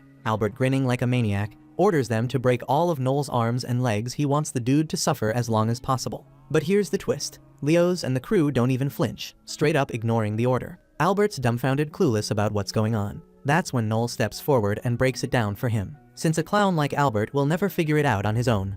Albert's lost all his power over Leo's and the others. Earlier that day, Leo's and the bodyguards were hanging at a bar, drowning in guilt. Albert had ordered them to kill a little girl, and they couldn't shake the image of her clutching a toy like it was her whole world. They're sick over it and start questioning why they're even following Albert's twisted commands. They didn't sign up for this mess, they joined the game because they respected the old boss. But Albert respect isn't even in his vocabulary. They know they can't keep writing for him. Right in the middle of their conversation, Noel walks in and spots the toy they're holding, the gift he gave the daughter from the men's village. Even though her dad was a total snake, Noel still kinda had a soft spot for the little girl. So finding out she got taken out because of Albert hit him a bit. But anyway, he didn't come here to throw hands, he came to talk. Leo's asks if Noel knows what's gonna happen now that he's back in town, and Noel's aware. But he makes it clear he didn't come to fight. He's just here to drop off something that might catch their attention. He pulls out a piece of paper, Albert's birth certificate. Noel got it because he had Loki dig into Albert's background while he was out for a week. Turns out, Albert's got a whole different dad. The former Gambino boss had an affair with Albert's mom before he was born, and as a favor to her, he took Albert in and made him his heir even though Albert's got no blood relation to the Gambino family at all. But that's not all Noel wanted to look into. He also asked Loki to investigate the former boss's cause of death. What came back was Wild Albert didn't just have no ties to the Gambinos, but he also poisoned the old boss and made it look like the dude just got sick. Albert's shocked Noel figured it out, but he tries to brush it off saying they can't prove he actually did anything. Noel grins he's got all the proof he needs because he's got this skill called confess.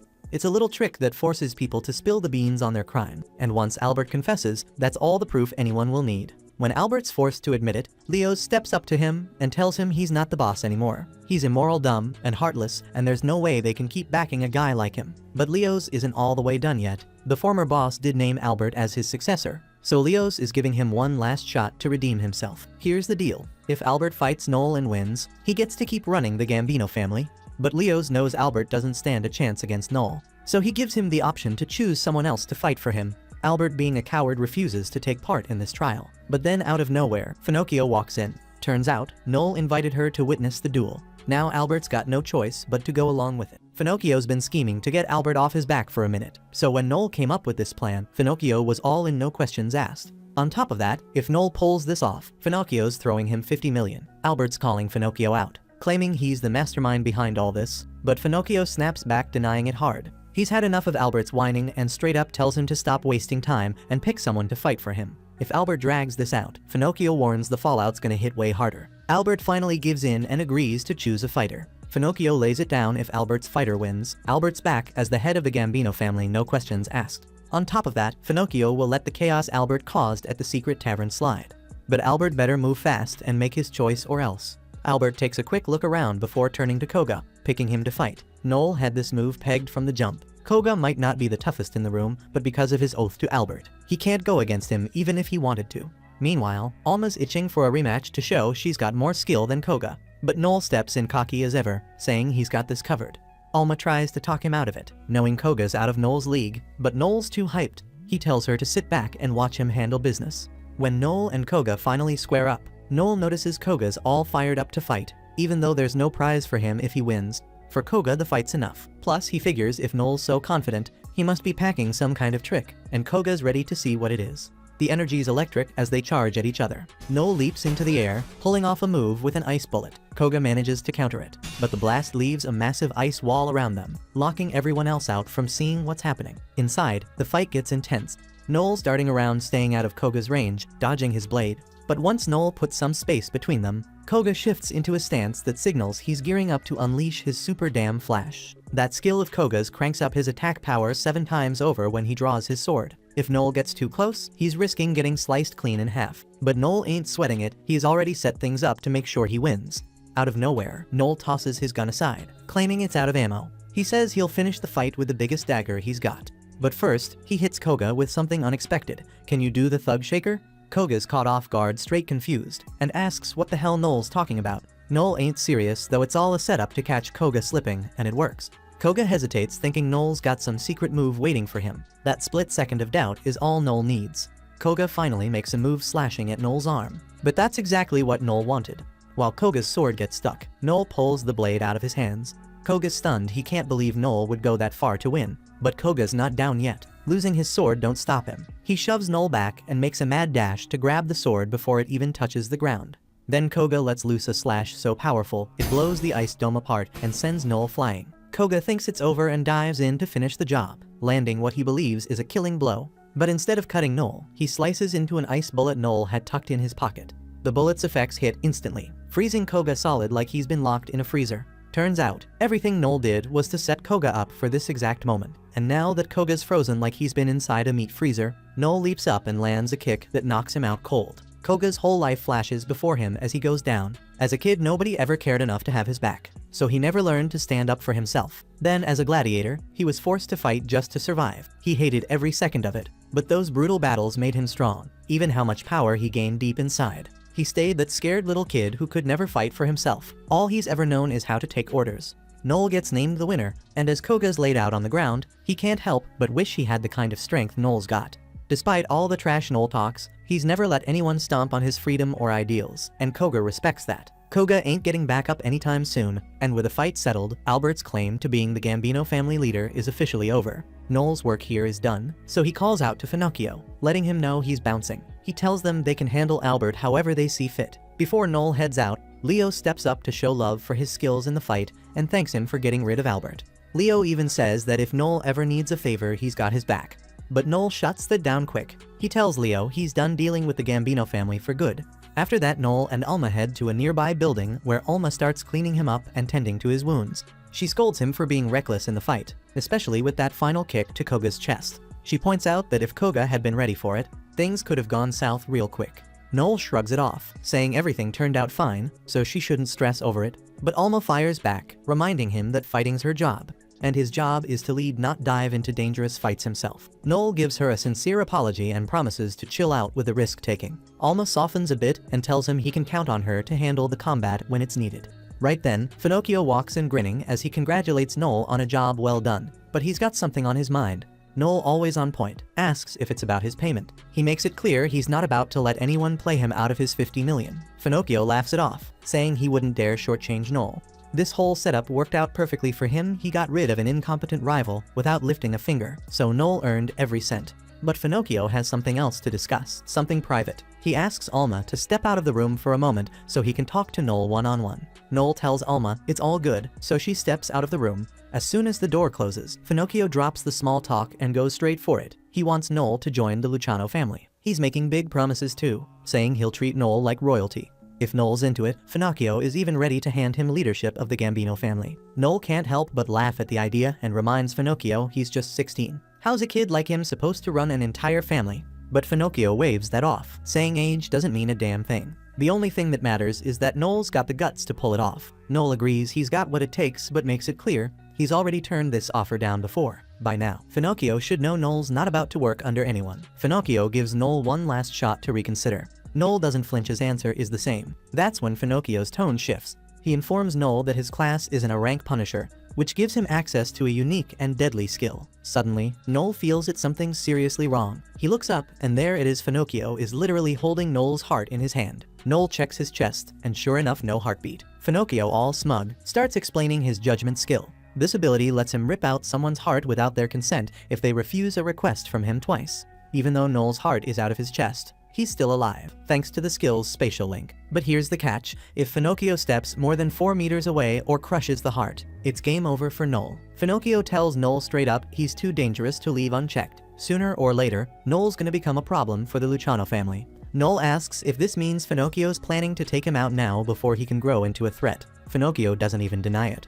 But before making his move, Finocchio gives Noel one final shot.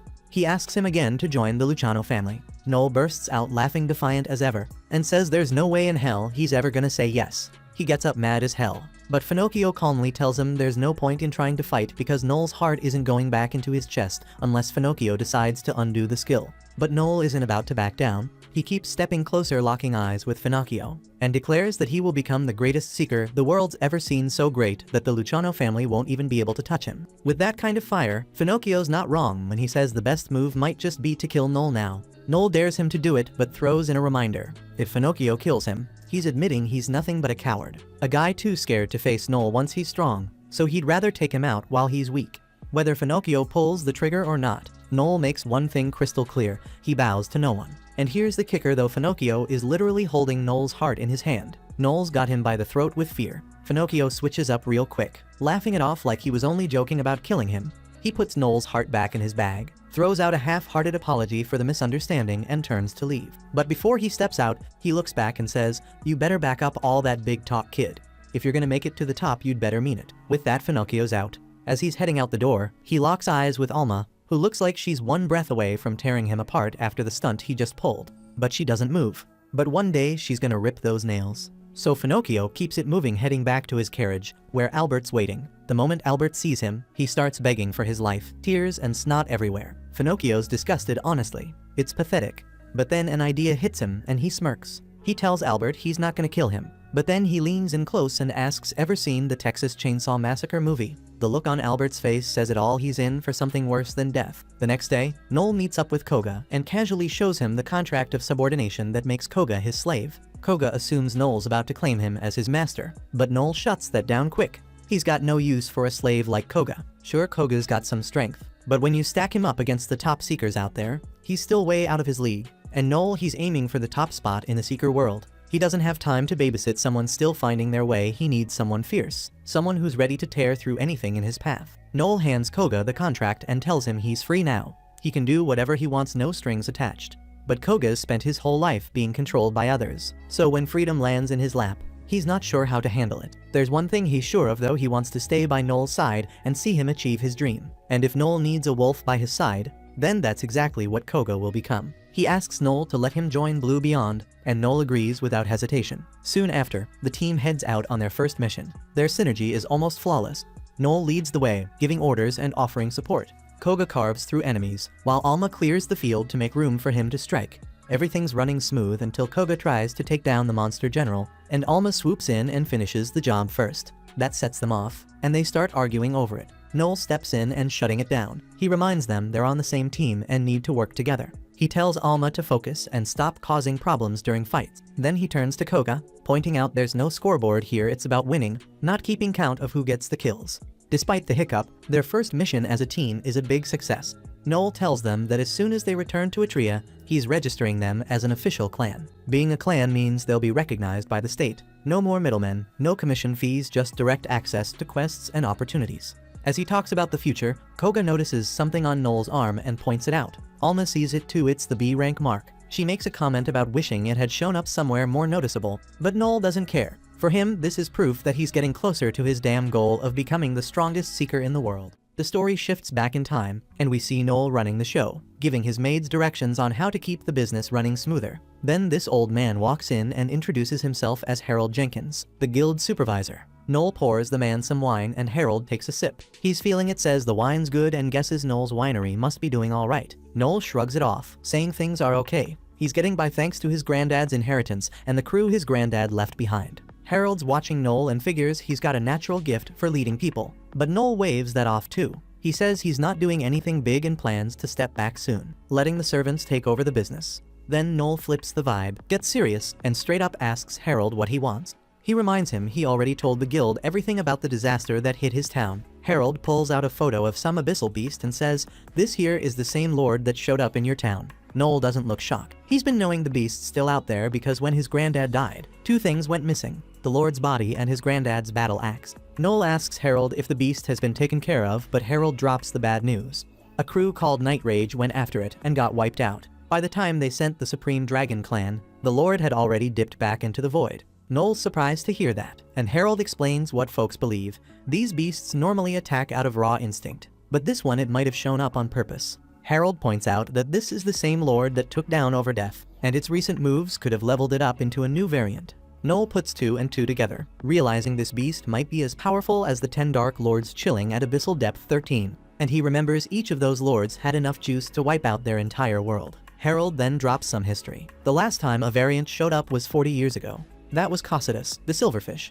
It took out 3 whole nations like snapping fingers, but eventually got put down by Overdeath's crew, the Bloodsword Federation. Harold adds that was the first time anyone ever took down a variant. Before that, everyone thought the only way to deal with these beasts was to shove them back into the abyss. Noel starts piecing it together. This beast might unleash a disaster that could wreck humanity. Instead of worrying, he smirks, finding the idea interesting. Harold notices that grin and thinks to himself how much Noel reminds him of his grandfather. Harold starts talking, saying he used to be an inspector working with the Bloodsword Federation, and he knew Noel's grandfather well. He explains he dropped by to check in on Noel, but says he's got nothing to worry about now. Then he brings up how Noel's turning 15 next year and can officially begin his journey as a seeker. Harold tries to leave, but Noel stops him, telling him to remember his face.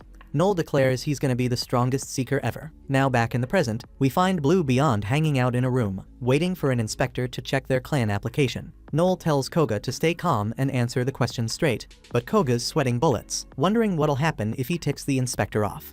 Noel says it's no big deal, but Alma makes it worse, saying their application's gonna get rejected if Koga screws up. That freaks Koga out even more. He's thinking there's no way he can mess up Noel's dream. Alma, though, she's messing with him, saying if he does mess up, he'll have to kill himself to make up for it. She's low-key hoping he'll die so she can have Noel all to herself. Noel steps in, trying to calm them both down. Right then, they feel a dark, heavy vibe in the air. They tense up, ready for trouble. but it's only Harold stepping into the room. He tells them to chill. There's no need to be on edge. Harold takes a look at their application and spots the clan house and the 20 million fee. He's impressed they've clearly done their homework.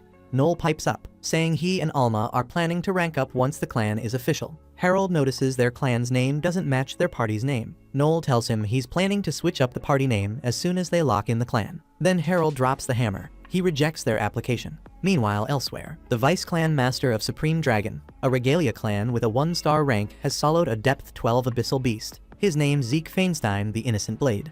Back in the room, Harold explains why he rejected them. He says they're on the hunt for stronger seekers right now, and Blue Beyond doesn't meet his standards. Noel asks Harold what changed. Harold breaks it down, saying they've picked up on a massive mana presence out west near the border. He explains that the underground mana flow is hitting critical levels, and it's only a matter of time before it blows. When it does, a massive abyss will open up, and at depth 13, a variant lord is going to show up. Koga pipes up, asking if they can't just stop it. But Harold shuts that down, saying trying to stop it would trigger even worse disasters.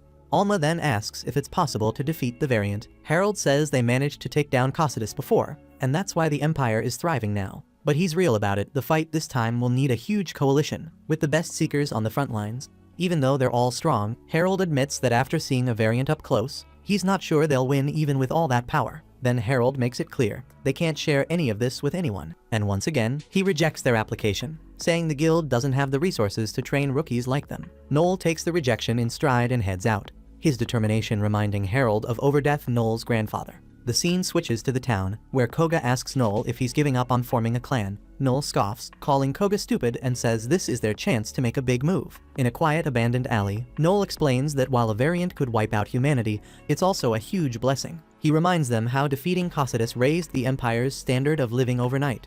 Turns out, Cocytus's heart is being used to purify water for the entire nation. Noel lays it out. Taking down advanced beasts isn't just about survival. It's what drives advancements in magic-engineered civilization. That's why Seekers are treated like heroes. Then he drops the plan. They need to become one of the Regalia clans fast. Koga freaks, saying it's way too soon, they don't even have a clan yet.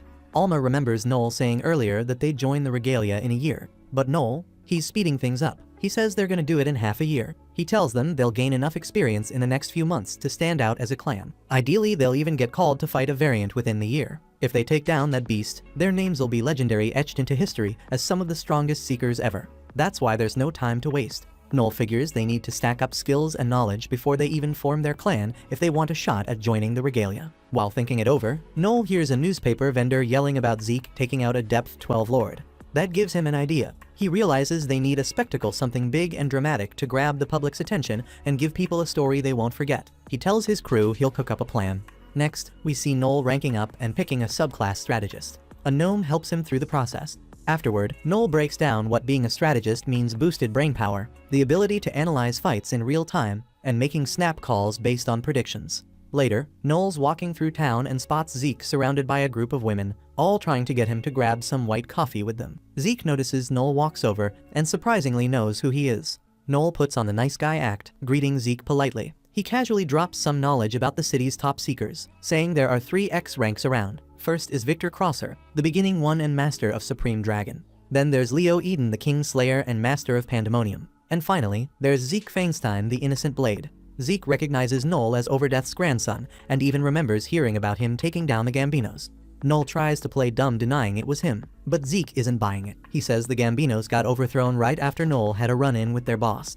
Zeke's sure Noel was behind it and wonders what kind of tricks he pulled. Noel drops the act and straight up asks why Zeke's dancing around the real issue instead of saying what he wants.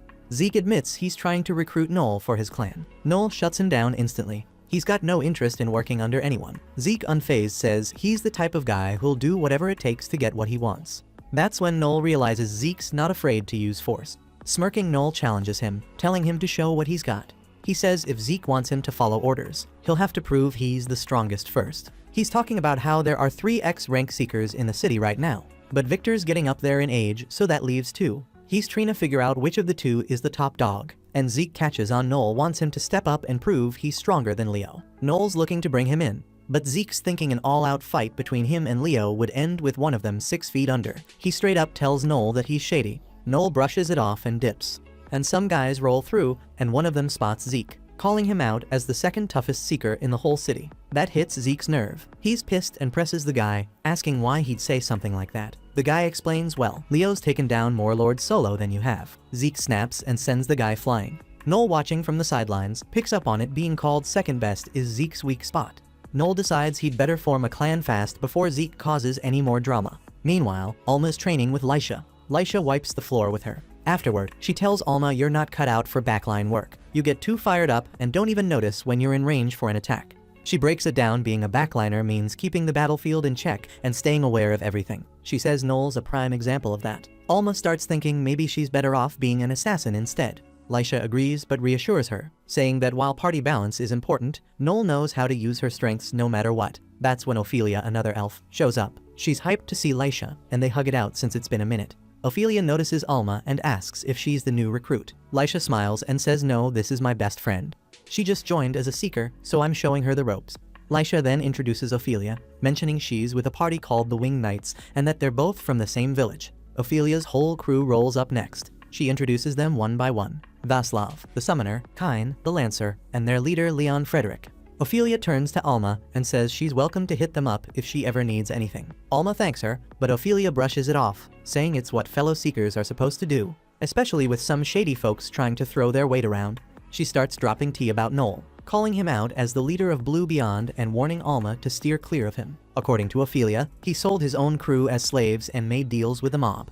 She paints him as nothing but bad news and even says he's got some new members now, but she's sure they're no better than him. Alma listens with a smirk, clearly amused, but Leon steps in and cuts Ophelia off. He tells her it's not right to judge someone she doesn't even know. Ophelia backs down and apologizes, and the crew heads out. Lisha looks at Alma and says sorry for Ophelia running her mouth. Alma waves it off, saying it doesn't bother her since most of what Ophelia said was true anyway. Later, Noel is chilling with Loki, and we find out Noel had him dig up a list of all the B-rank parties. One party from the west catches Noel's eye. Loki knows about them too and says they've got a rep for being humble and reliable. He's surprised they're still not a clan. Turns out they're talking about Leon's crew, the Winged Knights. Loki goes on, saying their leader Leon isn't just good looking, he's crazy strong. In fact, Loki thinks Leon might be the top B-rank seeker. Loki then remembers Noel hit B-rank too and congratulates him, but Noel brushes it off. He knows it's just Loki blowing smoke.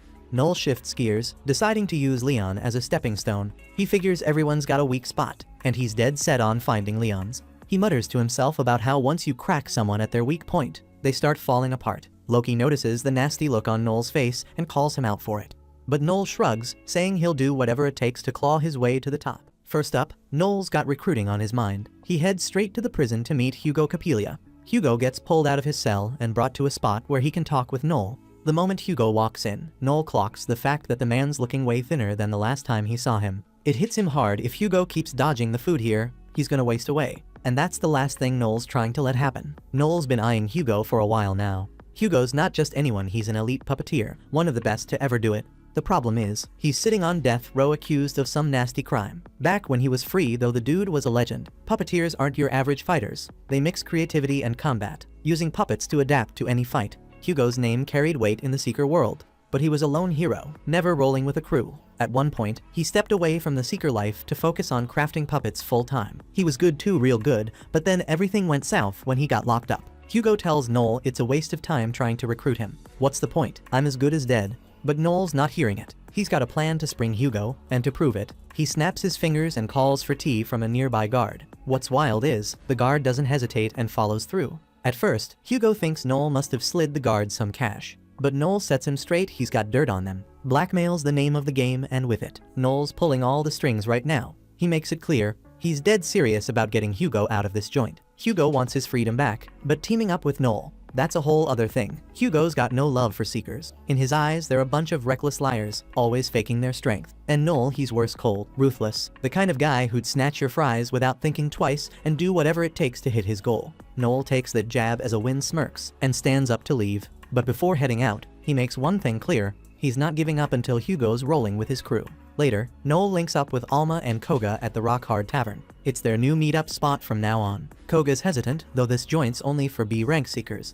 But with Noel and Alma both rocking B-rank status, their squad's got the credentials to walk in without a hitch. The moment Noel and his crew step into the spot, every head in the room turns their way. It's their first time here, and folks are clocking them right off the bat. But one dude in particular, this big guy named Edgar, isn't feeling their vibe at all. He stomps over to Noel ready to start some drama. First thing out of Edgar's mouth, he calls Noel a coward for having a pretty untouched face. Noel doesn't flinch. Instead he fires back, saying the only reason Edgar's got a mug full of scars is because he's trash in a fight. That hits a nerve, and Edgar's fists are twitching. But Noel ain't worried, he's got a trump card. Noel starts dropping info that stops Edgar in his tracks. His home address, the fact that his wife's pregnant, and even the name he picked out for his baby. Edgar's floored. How the hell do you know all that? Noel doesn't bother answering. Instead he leans in and says calm as can be how tragic it'd be if Edgar's house caught fire with his pregnant wife inside. Then he gives Edgar the green light to throw the first punch if he's feeling brave enough to risk it. Edgar backs off quick, not willing to gamble with his family's safety. With the whole bar still locked on him, Noel takes the chance to introduce himself loud and clear, making sure nobody's gonna step to him again. Then the crew settles at the bar, but Noel doesn't let them get too comfortable. He reminds them they've got a job to do, and sure enough their target walks in right on cue. The wing knights roll in and head for their table, but one of them, Ophelia, spots Alma at the bar. She's caught off guard seeing her there.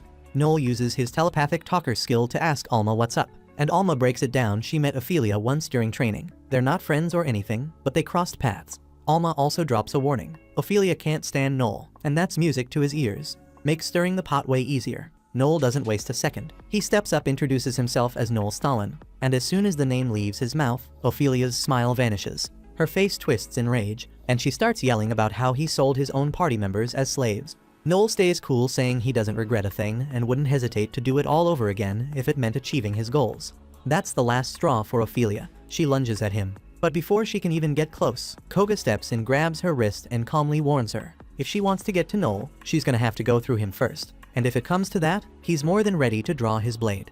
Just then, Leon catches the commotion and comes over quickly to see if Ophelia's okay. But Noel cuts in, saying Ophelia's the one who started it. She just tried to attack him out of nowhere, so of course his crew had his back. Hearing it laid out like that, Ophelia realizes how bad it sounds. She apologizes to Leon for losing her temper, and Leon in turn apologizes to Noel on behalf of his teammate. Noel brushes it off, saying you can't expect much from a useless elf. That comment doesn't sit right with Leon though. Sure, Ophelia might have overreacted, but that doesn't give Noel the right to insult her. Noel doesn't back down. He basically tells Leon he's just a useless, stuck-up jerk if he thinks he can lecture Noel on how to act. Leon's pissed, but keeps his cool. Instead of escalating, he turns around and leaves with his group. Once Leon's out of sight, Koga turns to Noel and asks if he really needed to go that hard, especially since Leon seemed like he was genuinely trying to make peace. But Noel's got it all figured out, it's part of his bigger plan. He explains the details to Koga and Alma, and they're both stunned at just how ruthless Noel's scheme is. But Noel doesn't flinch. He lays it out for them. In the Seeker world, it's survival of the fittest. The weak don't always lose, it's the ones who get cocky who end up falling the hardest. And Noel, he's planning to use Leon and his crew as stepping stones to level up his game. Meanwhile, in Harold's office, his granddaughter straight up asks him who he wants as the raid captain for the upcoming Valiant Abyss. Harold calls her out, saying it's rude to talk to him like that, he's still her superior, even if he's her grandpa. Marion doesn't care and just tells him to answer the question. She thinks the job should go to Leo Eden. He's a lazy bastard, but his strength is unmatched. Zeke's another option, but in her opinion, there's no way he can measure up to Leo. Harold says he thinks Noel will end up as raid captain. Marion's floored. She reminds him that Noel's clan application was already rejected, but Harold's sure Noel will find a way to pull it off anyway. Harold's so sure of himself, he even makes a bet with Marion about it. If Leo Eden ends up as raid captain, I'll quit my job and go sell hot dogs on a beach in Florida. But if Noel pulls it off and becomes raid captain, you gotta go to etiquette school. Marion doesn't love the idea of sitting through etiquette school, but she's not the type to back down from a bet, so she agrees. Later that night, Kyne's walking down the street when he spots two drunk guys chatting about their dreams, and it takes him back to his childhood with Leon. Leon's always been a good-hearted guy, almost too good for his own good. Back in their village, he used to get picked on by the local troublemakers because he kept snitching on them. Leon thought he was doing the right thing, those guys were stealing after all. But the delinquents didn't see it that way and planned to rough him up even more. Before they could though, Kyne stepped in. The bullies bolted the moment they saw Kyne. Afterward, Kyne asked Leon why he didn't fight back. Leon was a swordsman, so he could have taken them all down in no time. But Leon shook his head, saying it didn't feel right to fight violence with violence. That's when Kyne realized Leon was serious about wanting to do the right thing, so he suggested they become seekers. Kyne says there's nothing more righteous than taking out the monsters crawling out of the abyss. Years later, they did just that. They formed a party and were battling a monster in the forest when Leon hesitated to finish it off. Kine was holding the beast back, and Leon didn't want to risk hitting him with his ultimate move. Kine, always the bold one, told him not to worry. I'll dodge at the last second, just take the shot. Leon hesitated but trusted Kine's confidence. He went in with his finishing slash and completely obliterated the monster, clearing the abyss. It was their first time clearing a level 7 abyss. While the rest of the crew was celebrating, Leon rushed to check on Kine, making sure he was okay. Luckily, Kine was fine, and he knew this win would boost their party's reputation. They'd originally named themselves Twilight Glint, but everyone agreed that name sucked. People started calling them the Winged Knights instead, inspired by Leon's ultimate move. There's no question Leon is the heart of their team. Fast forward to the present, and Kine's sitting at a bar with Leon, asking why he got so worked up earlier when he confronted Noel. Leon doesn't really know why he got so worked up earlier, but Kine has a pretty good guess. It's probably jealousy. Noel's a new seeker, but he's already climbed to B rank and walks around like he owns the place. After thinking it over, Leon realizes Kine's right, he is jealous of Noel. But that doesn't mean he's bitter about it. He actually respects the grind and determination Noel must have had to rise through the ranks so fast. Kine's glad Leon can sort out his feelings, but just because Noel's talented doesn't mean they should sit back and let him leave them in the dust. He pulls out a letter he got from the guild. It says all capable parties should consider forming a clan, and Kine thinks this could be the perfect opportunity for their group to grow stronger. Turns out, everyone in the party got the same letter, including Leon. Leon was actually planning to bring it up when he called everyone to the bar earlier, but after that whole mess with Noel, he left before he could. The group's already agreed to go with whatever Leon decides, so he makes the call they're forming a clan. The next day, Leon and Kine head to the guild to submit their application, but Harold shuts them down. Leon's confused. Their party meets all the requirements, so why reject them? Harold explains that under normal circumstances, their application would have gone through. But with a Valiant set to appear in a year, the guild's only granting clan titles to parties that can jump straight into the fight. Kine fires back, saying that's not an issue. Their team just took down a level 7 abyss on their own, they're more than ready. But Harold presses him. If they're so capable, why didn't they apply for clan status right after that big win? Harold says that's the problem. Leon's party isn't serious enough about getting stronger. Without that obsessive drive to improve, they won't be ready to face the Valiant in a year. Kine's pissed. He asks Harold why he even sent them the letter if he was just gonna reject them. Harold takes a look at the letter and says he didn't send it. Someone must have sent it as a prank. With nothing left to talk about, Harold ends the interview. But before he leaves, Leon steps up and pleads for another chance to prove their worth. After a moment, Harold agrees. He'll give them a shot, but only if they pass a test. The test defeat a level 8 abyss monster. If they can do that, Harold will accept them as a clan. But there's a twist, another party also begged for a second chance. So this won't just be a test, it's a competition. The Winged Knights will be going head to head with Blue Beyond. Harold sits both groups down and breaks the rules down real clear for everyone. He tells them the goal is to take out this level 8 abyss monster called the Dantalion. Now this thing ain't no regular beast, it's tough because it can read your mind. And on top of that, it's got this twisted, sadistic streak. Every seeker who's failed to kill it. They didn't just lose, they got tortured to death by that thing. Harold lays it out straight. The first crew to take down the Dantalion wins.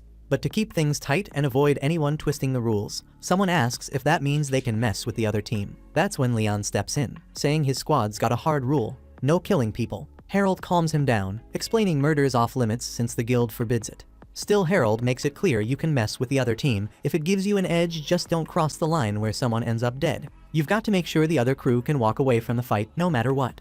To keep everyone honest, Harold's gonna use his special skill to keep an eye on the whole competition. That way, nobody can cheat without getting caught. Nobody's raising a fuss about the rules so far. But then Noel speaks up with a condition. He says it's only fair if everyone starts the competition in top fighting shape. Harold's cool with that, and since nobody else has anything to add, he moves on. Harold makes it crystal clear. This competition is a one-shot deal. There won't be no do-overs. To make sure everyone brings their A game, he's throwing in a serious penalty. The losing team, they're done. Their squad gets disbanded and they're banned from putting it back together. If anyone tries to dodge this punishment, they'll lose their Seeker's license. Harold asks one last time if they're all sure they want to go through with it. Noel doesn't even blink, he signs his name without hesitation. After checking with Kine, Leon signs too. With that, Harold locks it in. The competition is set for 3 days from now, so they better get ready. Before heading out, Leon shakes Noel's hand and tells him straight up, "I'm bringing everything I've got when we face off." Even though Leon's team is stacked with strength and experience, things just got interesting. Noel leveled up and became a strategist.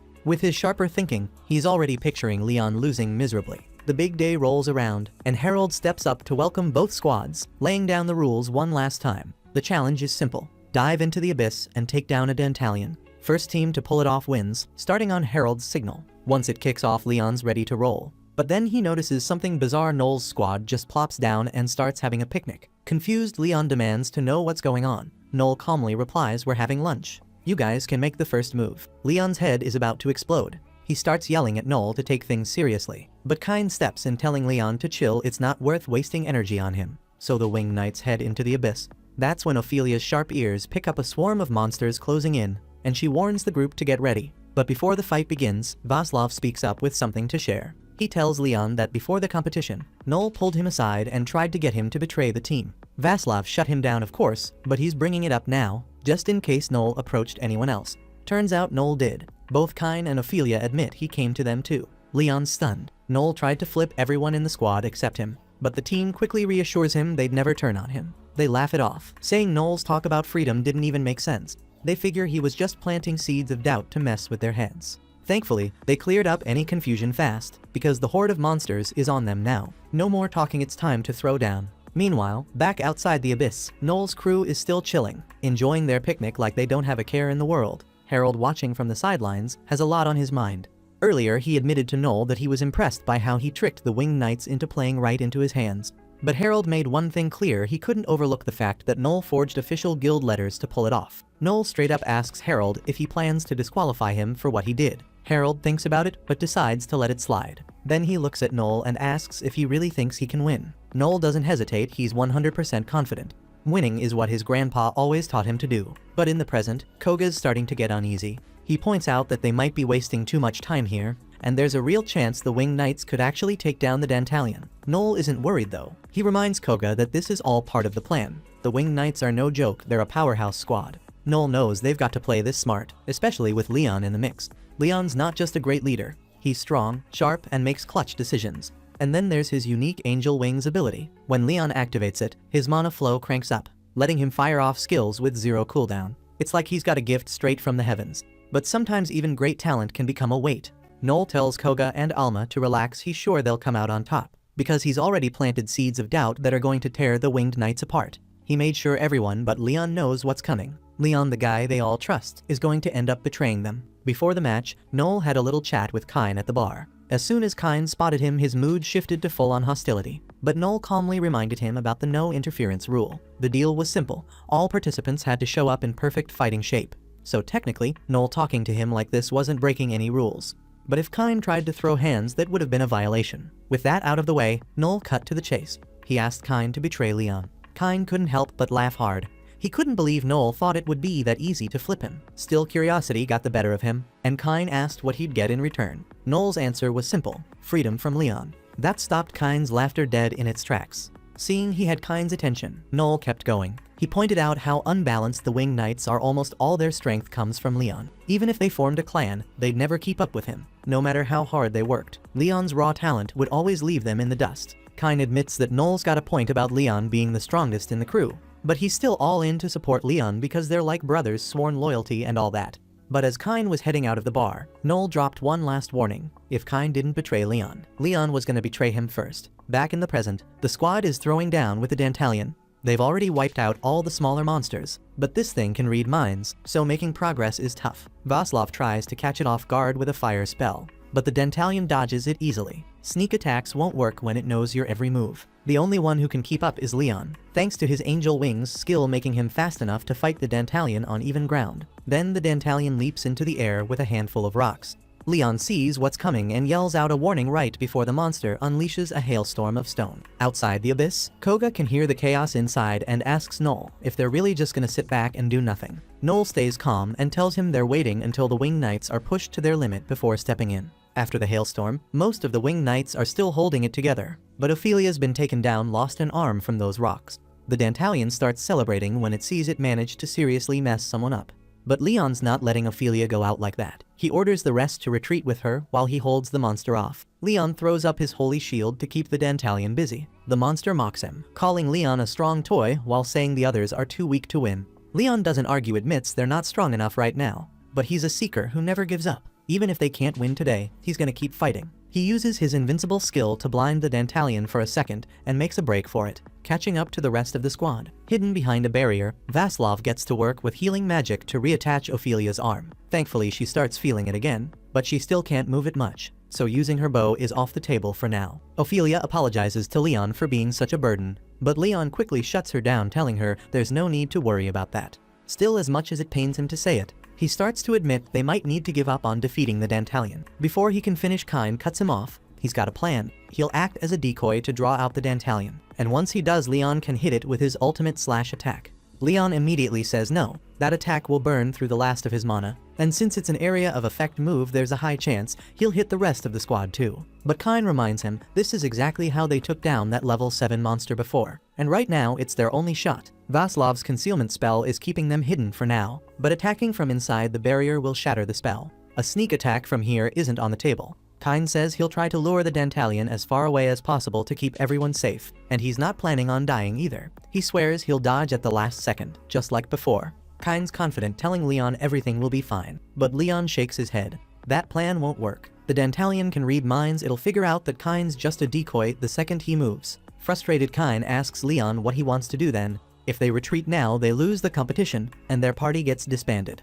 Leon takes a breath and says there's another way. He suggests teaming up with Noel. The rest of the squad stares at him in disbelief. Kyne explodes, shouting that Noel's their enemy, and there's no way they can join forces with him. Leon stays firm. He explains that if they work with Noel, they might not get approved as a clan, but at least they can avoid disbanding the team. Most importantly, no one will have to sacrifice themselves. For Leon, that's the only right choice. Kyne doesn't care about doing the right thing right now. What really stings is that Leon seems to trust Noel more than him. Leon, realizing how bad things are, admits that right now, Noel's the one who's more likely to come through than Kyne is.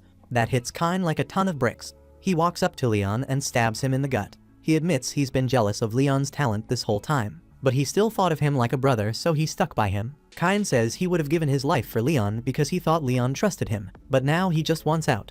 Before Leon can respond, the Dantalion lands right in front of the group, and for a second they're all frozen with fear. But then something unexpected happens. The Dantalion isn't coming for them. It's after Noel, who just showed up. Noel shoots a bullet to distract it and tells Koga to attack from above. To the Dantalion's surprise, it can't read their minds. Noel and the crew had been training for this. They've been using his mind link skill, so now they can follow his orders without thinking, making it impossible for the Dantalion to read their thoughts.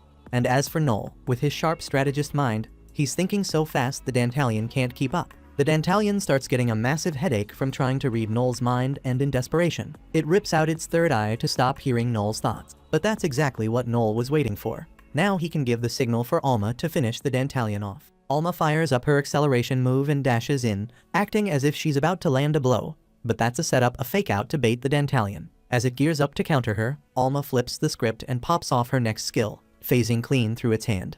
That's her phantom skill, a slick trick she picked up after leveling up. It lets her go untouchable once a day, slipping past anything physical. While the Dantalion's wide open, Alma wastes no time. She unleashes a rapid strike and punches a clean hole straight through its chest. The abyss is cleared, and Noel's crew snags the win. To top it off, the fight gives Koga the boost he needed to level up, putting him back on equal ground with Noel and Alma. Koga's all smug about it, rubbing it in Alma's face, when Kyne steps up and says this whole setup must have been part of Noel's plan. Noel doesn't even bother denying it. He spills the tea. He masterminded everything. He pushed the guild to host the competition, picked the Dantalion because it was the perfect opponent, and even sent out fake letters to stir up the Winged Knights into chasing the clan dream. Kyne is fuming. He grabs Noel by the jacket, ready to throw down. But Noel stays cool and reminds Kyne that their downfall isn't all on him. Kyne and the crew did plenty of damage on their own. Jealousy pushed Kyne to betray Leon, and that cracked the foundation of the whole squad. Yes, the Winged Knights are strong, but Leon's the only one truly built different. The rest of them were just riding Leon's coattails, and deep down they all knew it. That buried envy rotted their bond from the inside out. He gave it a little shove. Noel breaks it down further. Leon messed up too. If Leon had trusted Kyne, maybe the betrayal wouldn't have gone down that way. Then Harold rolls in, shutting everything down. He announces Noel's team as the winners and makes it official they're now a recognized clan. Meanwhile, the Winged Knights as the losers are disbanded on the spot. The news spreads fast through the capital. Folks are shook, especially since the Winged Knights had a real fanbase out there. But that's the game, and Noel played it to perfection. The Winged Knights are in pieces now. Ophelia's done with a seeker life. She doesn't think she's cut out for it. She says her goodbyes to Lysha and walks away. Vaslov, though, doesn't waste a second. That same day, he takes an offer from another crew and moves on. While all that's happening, Noel heads over to see Hugo and lay out everything that went down. Hugo isn't too thrilled. He says the Wing Knights were one of the few groups of genuinely good people, and it's a shame they're gone. Noel doesn't feel bad about it though. In his mind, the Wing Knights were already falling apart, and all he did was give things a little push to speed it up. Hugo catches on to Noel's real game.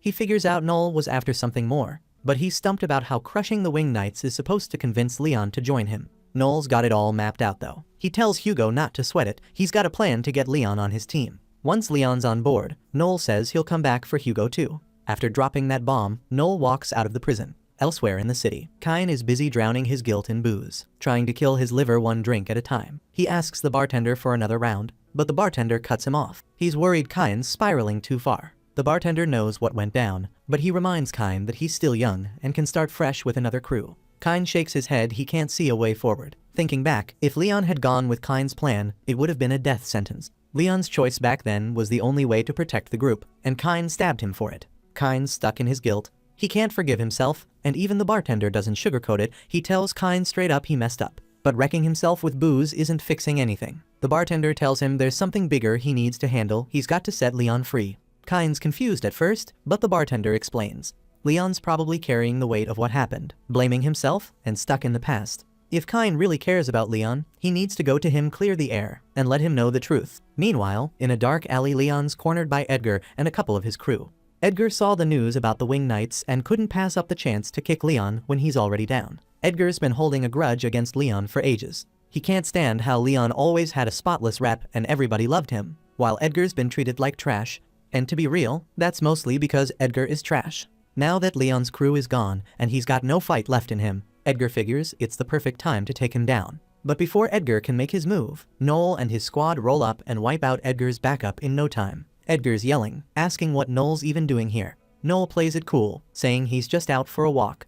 Edgar isn't buying it and tells Noel to bounce because he's in the way. But Noel doesn't like the way Edgar's talking, so he tells him to watch his mouth. Edgar takes it as a challenge and gears up for a fight, but his crew isn't as dumb as he is. They know they've got zero chance against Noel's squad, so they scatter. Noel, not one to let things slide, decides Edgar needs to learn some manners. He chops off Edgar's nose, crushes it under his boot, and leaves Edgar screaming. Then he grabs Edgar by the hair and warns him that if he keeps acting like a scumbag, he'll give his whole family the same new style. Scared out of his mind, Edgar swears he'll behave and bolts. Once Edgar's out of the picture, Noel turns to Leon. He tells him they've got business to discuss and makes his pitch. Noel wants Leon to join his clan. Leon's stunned, thinking Noel's messing with him, but Noel assures him he's dead serious. He even offers to make Leon the clan's vice master. Noel sees it as a solid deal, but Leon shuts him down. He refuses to team up with someone like Noel, saying the Winged Knights wouldn't have fallen apart if Noel hadn't interfered. Noel doesn't argue. He points out that the Winged Knights were always on borrowed time, and Leon knew it too.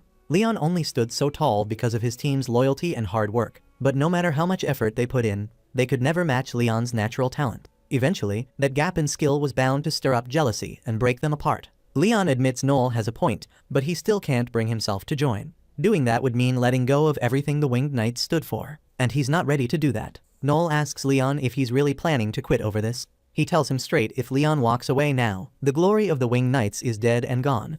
Leon's got a name out here as a seeker. He could keep that legacy alive, even if people see him as a traitor. Noel says this is one time Leon has to put himself first if he wants to protect what matters most. Leon can't deny Noel's got a point, but before making any moves, he hits Noel with a question. He wants to know why Noel decided to become a seeker in the first place.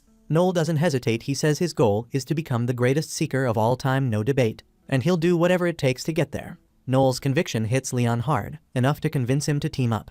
Leon doesn't let Noel off easy. He tells him straight if Noel doesn't back up those words, he'll never forgive him. They shake hands to seal the deal, stepping out of the alley as one crew. Meanwhile, Marion's going over the case file with Harold, and she's not holding back. She calls Noel slimy for tearing apart the noblest party around and then snatching their leader for his own squad. Harold agrees it's not the most honorable move, but he's not mad about the outcome. In his eyes, it created a stronger clan, and he's ready to see what they'll accomplish. Harold's already got their next quest lined up. An abyss popped up the other day, depth level 9, the toughest challenge they've ever faced. At the center of it is the ghost-controlling Wolfgarmer. As Noel, Leon, and the rest of the crew walk through the city, people start throwing shade at Leon, calling him a hypocrite for teaming up with the guy who wrecked his old squad.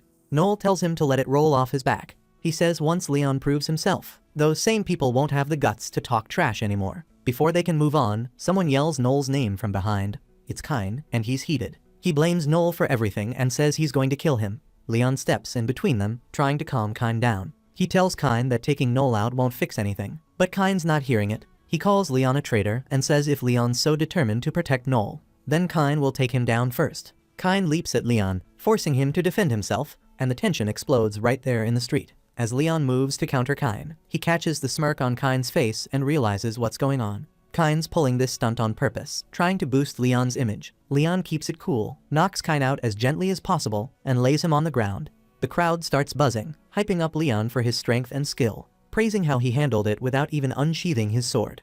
Leon doesn't feel great about the situation, but he's made up his mind to stick to his own path. He knows there's no turning back now, even if it means Kine ends up hating him.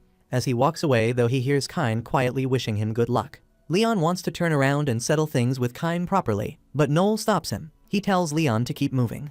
This is exactly what Kine wants. What Leon needs to do for him now is grow stronger and push forward. Later that day, Noel brings the crew to their new clan house. He's grinning, happy about snagging the place for only 20 million. The rest of the group is stunned the price was that low, but Leon remembers hearing rumors about the place. It used to be an execution ground, and folks say every person who's lived there has been haunted by the ghosts of the dead. Noel brushes it off. If anyone's worried about ghosts, he's already got a plan. He pulls out a skill book. He picked up the exorcism skill. It's designed to wipe out any undead on the spot, so the spirits haunting the place won't be a problem. With the housing situation handled, Noel brings out a special necklace for everyone. It's a snake with angel wings, and he explains the meaning behind it. The symbol represents the balance of good and evil within their squad. From now on, their crew will be called Wild Tempest. A few days later, Wild Tempest is out on their first mission as a clan facing Garmer. But there's a problem. Garmer keeps summoning waves of ghosts, way too many for Noel's exorcism skill to handle. Noel starts sweating it, realizing Garmer's strategy. The beast is smart. It's trying to wear them down before going in for the kill. Noel tells Koga and Alma to back up Leon while he handles the ghosts himself with his ultimate Seraph blade. Leon's not feeling this plan, but Noel doesn't give him a choice. He tells him to stick to the move. They all follow Noel's orders, launching a perfectly timed attack. They manage to clear out the ghosts, but Garmer is still standing strong, forcing them to fall back into a cave. The crew is wiped out, barely able to move, but there's no break coming. Garmer charges into the cave, growling that he's about to make them his next meal. Before Garmer can do anything, Noel steps forward and throws out an offer. He says he's got some valuable info for Garmer if it agrees not to eat them. Garmer's intrigued and asks Noel what he's got to share. Noel casually pulls a mister from his pocket and sprays it into the air. Garmer looks confused, not seeing how this mist could possibly help him. Turns out, it's not meant to help Garmer, it's meant to take him out. Noel sprays a fast-acting poison into the air, specially crafted with Alma's secret juice. This version is deadly for beasts like Garmer, and it starts hitting him immediately. Garmer growls, claiming a little poison isn't enough to stop him. But Noel smirks. He's got way more poison lined up in this cave. The buildup is too much, and Garmer collapses to the ground. This was all part of Noel's setup. He had everyone act like they were losing to bait Garmer into the cave and let his guard down. Now with Garmer weakened, Noel steps up and lands the final blow, finishing the beast for good. After wrapping up the mission, Noel heads back to Harold. Harold congratulates him on Wild Tempest's first big win as a clan, but Noel isn't satisfied with just that. He's got his eyes set on the top. He's determined to become the greatest seeker of all time, and as a talker, his first step is turning his clan into the strongest one in the game. Thank you for watching to the end. If you enjoyed this recap, please hit the like button and subscribe. If you have any suggestions or tweaks, share them in the comments. They help me improve.